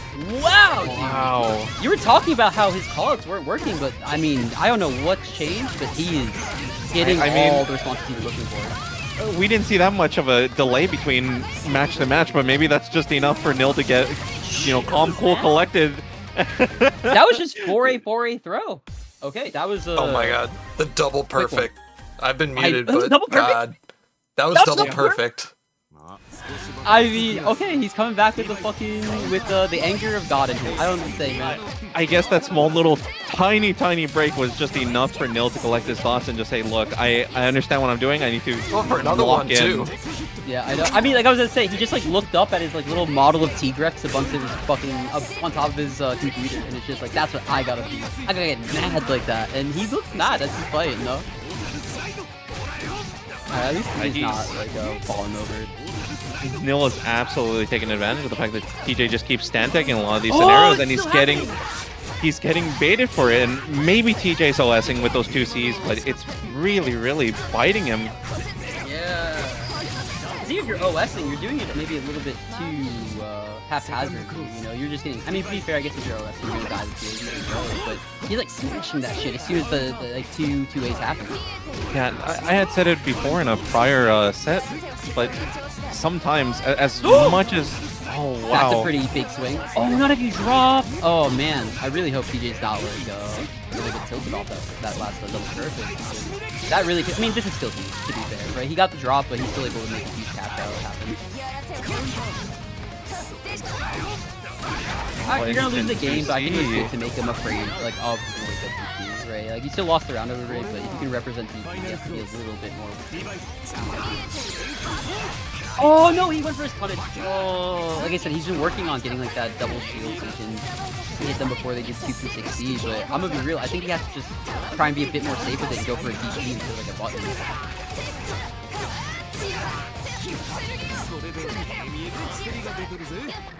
Oh, missed input. He's getting too predictable. Oh, didn't react to the fuck up in time. Miss Celestial on TJ's side. Oh, whoa, the nerfed ADD. Alright, but it is important that this combo is giving Neil a bar, right? Oh, holy shit. I mean, all the momentum for the set rides on this. Like, you're either letting Nil go up 2-0 or you're tying it up, right? There's so much momentum riding on this round. I think TJ's just really scared to not 2C again. Yeah, and I was gonna say prior, but like that. Sometimes I think it's just safer to just say, look, let me stick to those basic system mechanics. Let me VO, let me guard thrust, and let me not just throw these games away by randomly OSing if I can do something easier that still gets the job done. Yeah. I mean, like I said, I can only hope that Nil doesn't take that loss and like flames out, right? You want to believe that he's going to be able to keep the aggression we were seeing game 1 going. I mean, it looks like he's going to try. I mean, it's Wagner. Are we going to expect anything else? Like, this isn't exactly the patient player character. And one has to wonder whether or not TJ is going to get comfortable with doing those OSs or 2Cs again, and maybe Nil can get a lot of those catches, but only time will tell, because right now TJ's just playing a very strong offensive game. Nice. Okay, this is also interesting. Yeah, once again, those call-outs. No side swap either is unfortunate. I mean, you essentially corner with this character, so I guess it doesn't matter too much. But I know he does have those routes. I mean, this is Celestial on Wagner's side. I mean, she should 2-2C. Why not 2-2C? Just 2-2C and you get everything back from your CS. I think he definitely so he's greedy trying there. to bait out. He's really just trying to bait out that finish to the game. But I mean, you're really having to understand that you're playing round to round. Play out the rounds as best as you can, because this is what happens to you if you're not willing to use that meter, use that cycle, and exactly. No, I'm right there with you. Where like I think what you're doing, Neil, is like great in those situations where you don't have all the resources at your disposal. When you have that many resources, you can use those to leverage safer opportunities for yourself, right? Man, just like potentially handshaking your turn like that over and over and over again just lets you use it.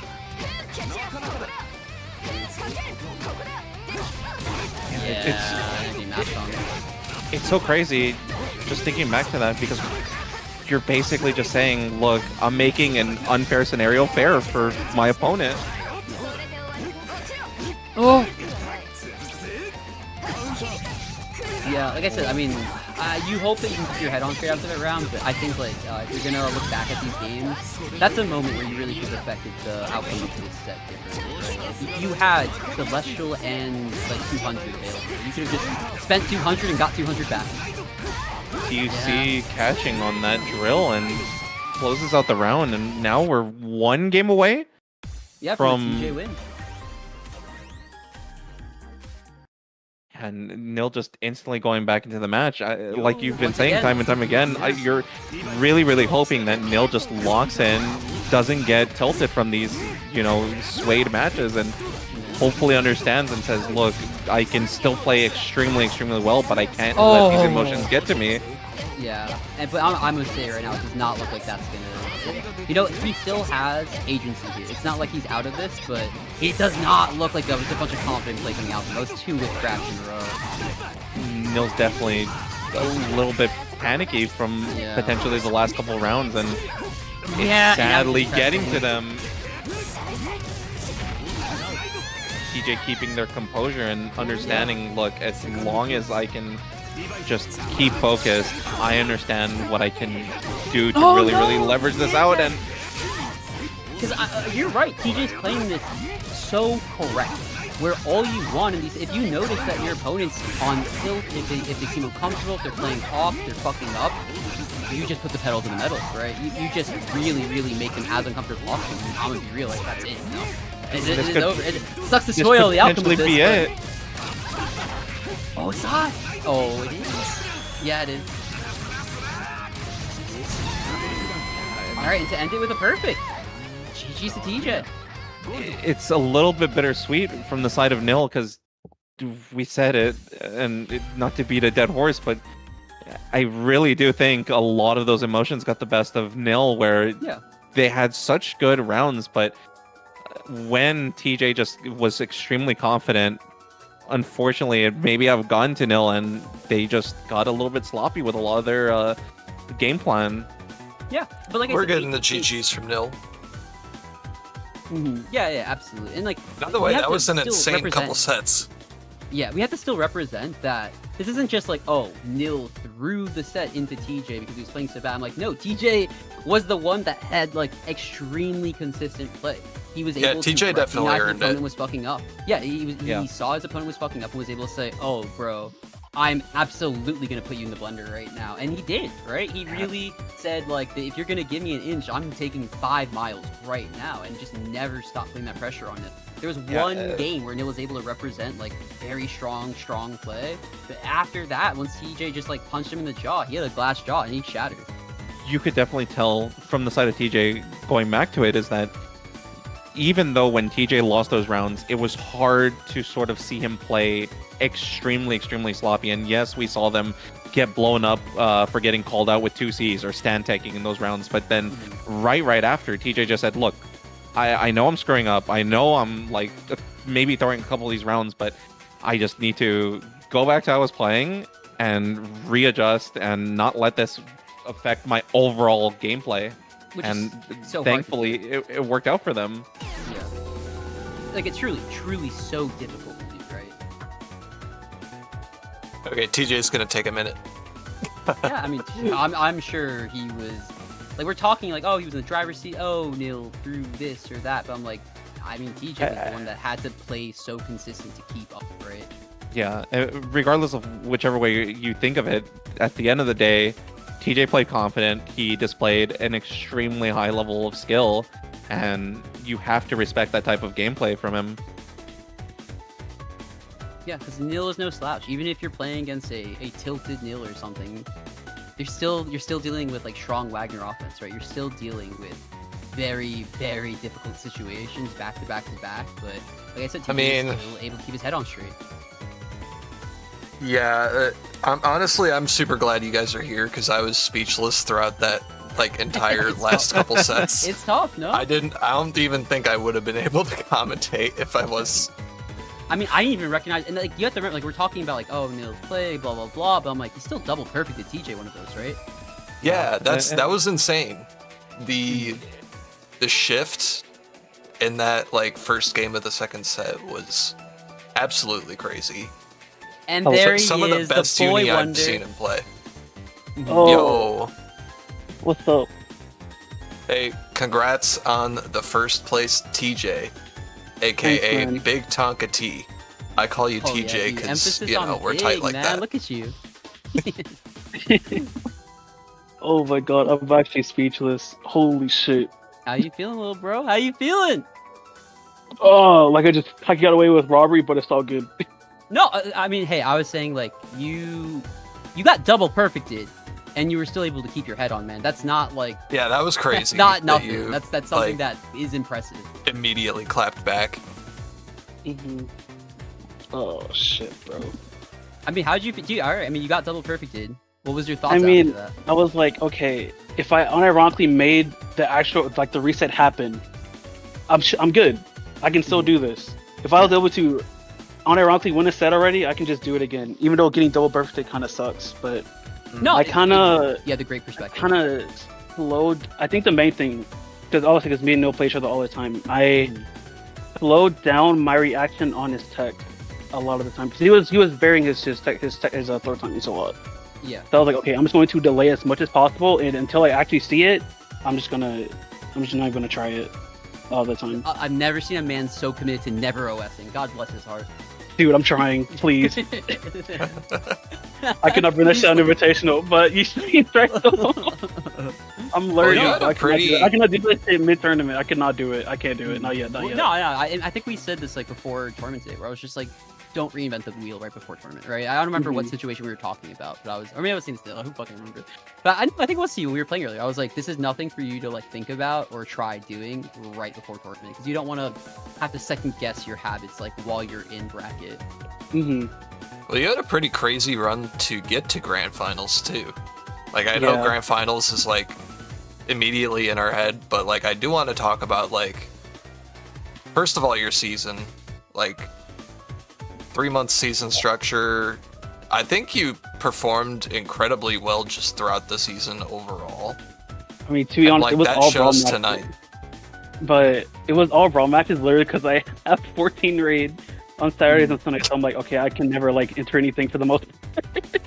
Well, that's why we have those slots too. Mm-hmm. Cause like, yeah, not everyone can make the monthlies every month, and like, Yeah. you know, it shows that you've been grinding those matches. Like, I mean, okay, so first match you had matched up versus Zardo. Yeah. You beat I'm him gonna keep it 3-2 in like a really Yeah. close 3-2. Honestly, the amount of progress I've seen from Zardo is really crazy. Crazy, yeah. Is like actually insane. I was like, oh shit. Yeah, but you know what's funny? This is literally how we talk about you, dude. Like, you went from somebody who I could, like, turn my brain off and just be like, 4cc, 4cc, 4... You know what I mean? To somebody who is... I mean, you just won the seasonal, right? And this isn't, like, a non-stacked, like, bracket for this. I mean, like, you beat basically all the hitters, you know?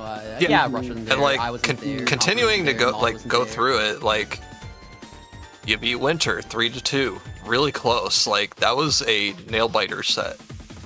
Mm-hmm. A lot of people folded to Winter today because like the zoning is just so good. His ability to mix up, whether he's zoning or like putting in Yeah, like a pressure, tempo shift. Yeah. but you I'll were say it's like also- able to key in and like really Yeah. like edge it out. That Then one, you I play still don't know how to feel nil. about it. That matchup, versus Batista, because it's really, I feel like it's really hard for Gord to actually take his turn to even begin with. So it's like you're just kind of dying to zoning and dying to plus him whilst you guess wrong type of thing. Yeah, I really have to ask, just because I'm so curious. When you went from the Zardo match right into fighting Nil, right? Like, you were basically riding that momentum. Was that the fight that was right before? Yeah, it was me, Zardo, losers finals, and no grand Yeah. finals. Yeah, So so TJ when- played Nil in semis. Nil won at 3-1, and then that's what knocked TJ to losers to fight Zardo for the grand final spot. So now that I remember now, how did you feel? Like, obviously it's such an uphill battle because you're in losers, you have to get that reset and whatnot, but I'm sure you had some of that, momentum from the Zardo matches, and we saw it like in the lobby, right, where you just instantly readied up, and I'm assuming in your head it was probably just like, hey, I'm good to go. I just beat an extremely, extremely strong player, but now I have to, beat the next person and get the reset. Like, what was that? What was that feeling that you were having in between that? Honestly, I remember game one, I was still, like you said, riding off the momentum, but I remember there was one drop where it made me second guess myself like really heavy.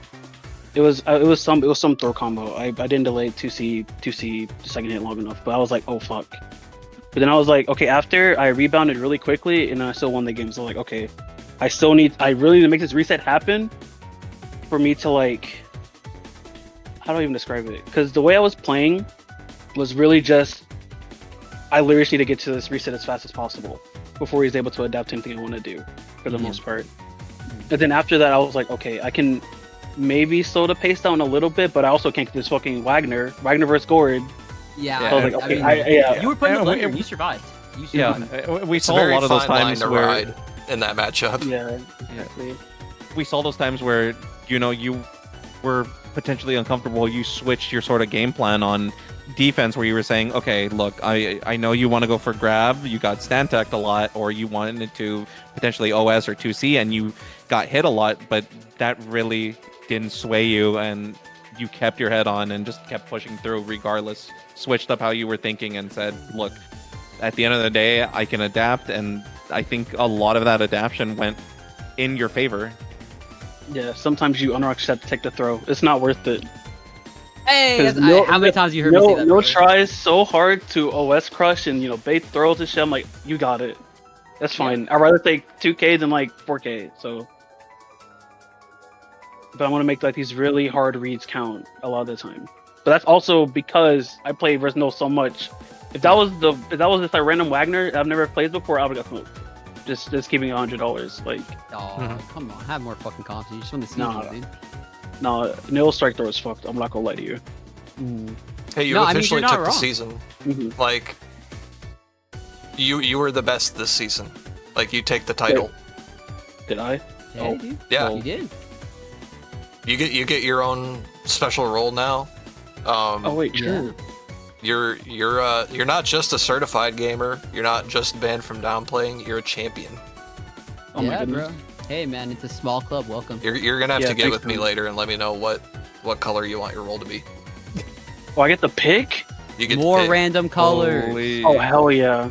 I'm I'm guessing telling you purple. though, I was gonna say it's hard to pick a color because there's so many taken by Yeah, all the actually, character wait. colors. I I know. want to make it purple, but fucking That was the isn't problem I Gordon had. Purple? Yeah, that's why I'm like, it was Oh, hard. People are just gonna be like, oh, Give who's you this normal time. Gord player? Give you time. yeah. Literally, you're gonna pick a color and everyone's just gonna be like, oh, I guess that's like a Gord player. I guess that's a Merc Yeah. player, etc. Yeah. But I did want to ask, like, the shift between playing nil in winner's side to losers. Like, what was that like? Because once you get knocked to losers, that's like Yeah, it's, one you loss gotta, you're like, out. So So what was kind of going I don't through your even- head? I don't even say this without sounding weird. Dude.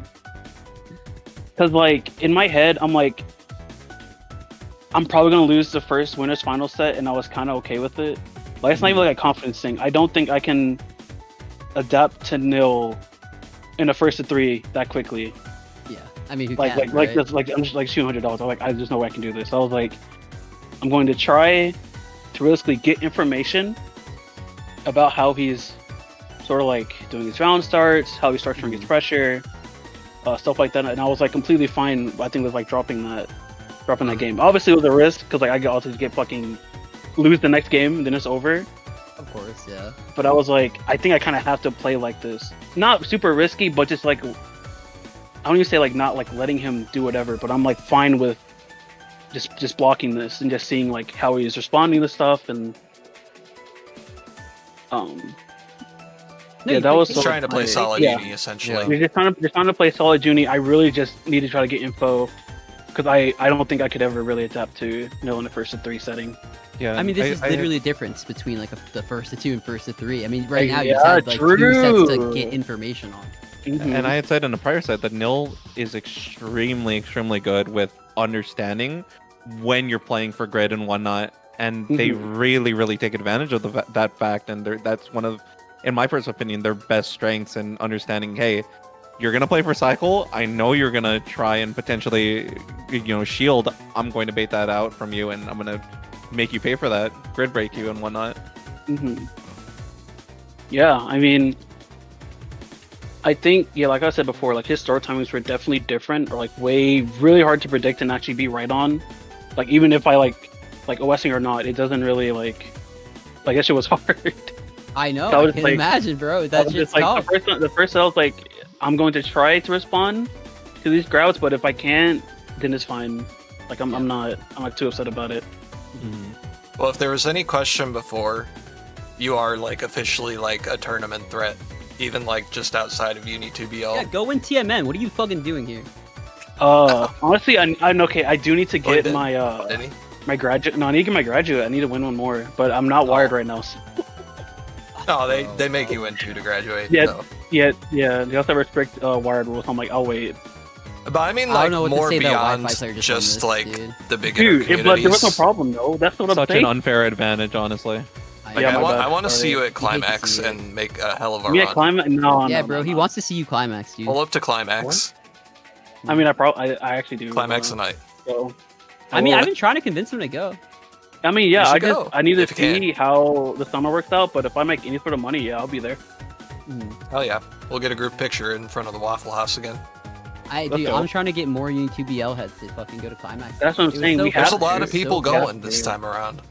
Yeah. Mm-hmm. It's actually going to be like a big group. Major. Yeah, and this is like the last. I mean, to be fair, I think they've said it like 3 times now, but I truly believe Surely after, like, last the one. speech last Surely year, this time. No, honestly, I think after like the speech they gave last year, it really is going to be the last one. Mhm. It could be, yeah. Yeah.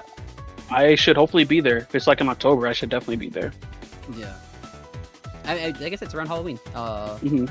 I think anyone who has an interest in like the French Bird games, Uni, Melty Blood, God, it's just such a fun environment to be like everyone else around you is like also so passionate about the same game that you've been grinding and stuff. It's easy to make friends. It's easy to get good games, and I'm the really vibes easy to get are top really 100. cool. Yeah. Ew. And you can't undermine the players, right? Like at the end of the day, that's just good experience, period, right? 100%. Before we close out stream, I do just want to ask, do you have any shout-outs, TJ? Well, first of all, obviously, UNI2BL. Right. I'm trying to when did I even join this server? It was like in August. And I was like Miso swapping from Akatsuki to Gourd. But yeah, This would be anyway, like literally August of like... last August year. 16th. Damn, did he wait, is that all he That left doesn't server? seem... Yeah, it Yeah, says yeah. it says it on the Yeah, yeah. profile. August 16th, 2024. Wow. That doesn't even see that's been what like seven months ish. Dude, it feels like you've been a part of the server for longer than that. It's I'm not feel gonna lie. like honestly like a year and a half, I'm not gonna lie. No, wait, but- I mean, I still remember TJ being a little new head. I remember these days, dude. then a winter arc happened, and then me and Neil would Yeah, play I was like gonna say, almost you- daily. I feel like people don't remember when you were like this wholesome little guy that would just like pop in with little jokes, lose to fucking everybody, but be such a good What brought sport you into about the it. server, by the way? And Just now he's just a curious. threat. It was so at that point I was still like mainly pinging for games in beginner LFG in the main chord, and I see like I can't remember, was it you either turn up either linked the server or linked an event that was happening, and I was like, I don't have anything to do today, like I'm gonna just join and see what's up. Hell yeah. And then I don't remember, when was that beginner monthly? That was like, it was sometime Yeah, that week, was I'm the pretty first sure. event you entered. Yeah, That I don't remember if it was beginner like that monthly, same like, day. It was like the second or something. Yeah, I don't remember, but I joined that. I remember I just like started meeting people. Saturn was the first person I actually talked to. So I needed to get my placement matches done, and then he was the person that did them. The old Yeah. system, I forgot. Yeah. But yeah, it was that, and then I literally cannot thank everyone in this call, everyone that I've actually communicated and like hung out with for all my growth. Obviously, a lot of the coaches, friend, Combrew sat with me and explained how to dissect this game, because I came from Strive, so this is very different. It's a different mindset at the end of the day, Yeah, but I it's- mean, yeah. you've shown time and time again of constant growth, like Fren had said, and obviously there was a time where you were far. I He guess was you could say- free. He was free. We can say it. He used to be free, and look at him now. Look at my child and how he's grown. I am Friend's child, it's true. It's true. He's just a little guy, and we love him that way. I mean, that's I'm what terrified of we're fighting here. him now, but he's just. That's he's what we're TJ, all man. about. I fucking love this kid. Like, I mean, it's not we even for love this TJ, right? game. Like you know, we there's want so to many learn it and just provide a cool space to be in. Yeah, Mhm. and it's not just TJ, right? It's every single player that realistically arrived around that same time has grown so much too. Yeah, Yeah. yeah. For def- I mean, for so sure, many for players sure. have gotten so Mhm. much better, right? I mean, you Yeah. really see a big difference between the people who are in this server grinding like every fucking day, and the players that are just having fun and enjoying the community. But like the ones who've really been in the fucking mines, like getting grid broken left and right for like a month now. I mean, they're all getting so good so fast. Like I said, like, I mean, like we season even saw 3 big is gonna be improvements from Zardo. even crazier because, like, this season cap was like a lot of people that we expected, right? Mhm. But there are a lot of people joining that are like learning really fast, and Mhm. I'm just excited to see how things develop from here. Yeah, no, Like, I'm loving it's been Zardo's such a like cool 8 months experience. into the game growth spurt. hmm The whimsy is turning into actual good fucking gameplay. I know, like the gears are It's finally scary. turning for my boy. I'm happy for him. Or maybe he got like buffed in this patch. And I didn't mean, realize friend- it. It's all just that. He a actually friend got had nerfed. said, a friend had said in one of the rounds is like, "Are you actually farming like Twitter clips and whatnot against this guy? Yeah, like, you I need know. to." There was like an air-to-air parry that he got that he converted off of. That Oh I was just like, yeah, what yeah. the heck is that's just the this? costly things, man. I don't know. Yeah, I mean this Dylan UNI2BL motherfucker. He's got to get stopped. Dropping man. the He government keeps is He crazy. keeps tweeting my boys, bro. He keeps tweeting my boys. Yeah, I'll dox him. Fuck Whoa. this guy. This is why I One of dodge him. 'Cause I don't get clipped. Yeah. One No, of us same, on the mod dude. team has to be nice with it. Yeah, that's true. That's Damn. true. And, Well, if and it's it's not- turn up. If it's not Zardo, it's Daya or someone else that's just constantly posting like random outplay clips or just hard Yeah. call out clips. Eventually, when Uh, the community montage I would never, comes, I would that's never gonna turn be people sick. into gifts. I've never turned Zardo Yeah, surely and not, Savin into right? into a Mhm. tenor gift. That's not happened, Yeah, definitely not. I definitely don't have that right now. bro. Come on. It What can I do? What can I do? It's fun. is fun. Oh, I was gonna But say also, we are go going ahead. on a bit long, but Mhm. Oh my god. I don't want to cut you guys off if you have anything more to say. I was gonna ask if No, you you guys can have do any shout-outs. final thoughts. Yeah, I was yeah, also let just gonna TJ do say shout out one person in particular, Anna. I don't know if you're watching, but that's been like my day one. That's since I started playing Uni or Uni Wait, 2. that's not my name. That's not your name. You're right. What? This person was in from like February. You're right. But yeah, if they're watching, shout out to them. They've been with me through all my bullshit, all my crash outs. So I appreciate them. I hope they're Yeah, I not was- watching. I don't think they are, but that's Oh, okay. no, come on, dude. I'm It's joking. okay. It's okay. No, it's okay. It's okay. I was gonna say, are Yeah, there please. any upcoming tournaments or events happening in here? Oh god. I am glad you asked. Obviously, TO mode the activated. the 2v2 coming much later down the road, that's but in a any month. Oh, That's upcoming what I was thinking about. Yeah, Forgot about so that. of course we have like our regular monthly open that's happening, I think next week. Beginner monthly the week after, and then we're doing our 2v2 squad battles with TMN, which should be super hype. I mean, my partner's the fucking winner of the event like, right now. Like, I'm being TJ teaming, so hey, I'm feeling carried right now, and I'm loving it, dude. I would love nothing more than sit back and watch him win all these rounds. That's him. That's crazy. TMN, the TMN players are gonna have a run for their money. I'm gonna tell you that. That's. That's all I want. We're still pretty low on signups, but it's just 2v2, so grab a partner if you're interested. Get in there. Mhm. You don't have to be good at the game. Regardless of skill, it's gonna be a fun time, I think. Yeah, of course. And Mhm. it's the first collab we're doing with them, so I would love to see the community show up and like really, just be there, and it's not often you get events like that. So Mhm. just want to see people in there. We were talking about this at the beginning of the stream, but the server, crazy to think about.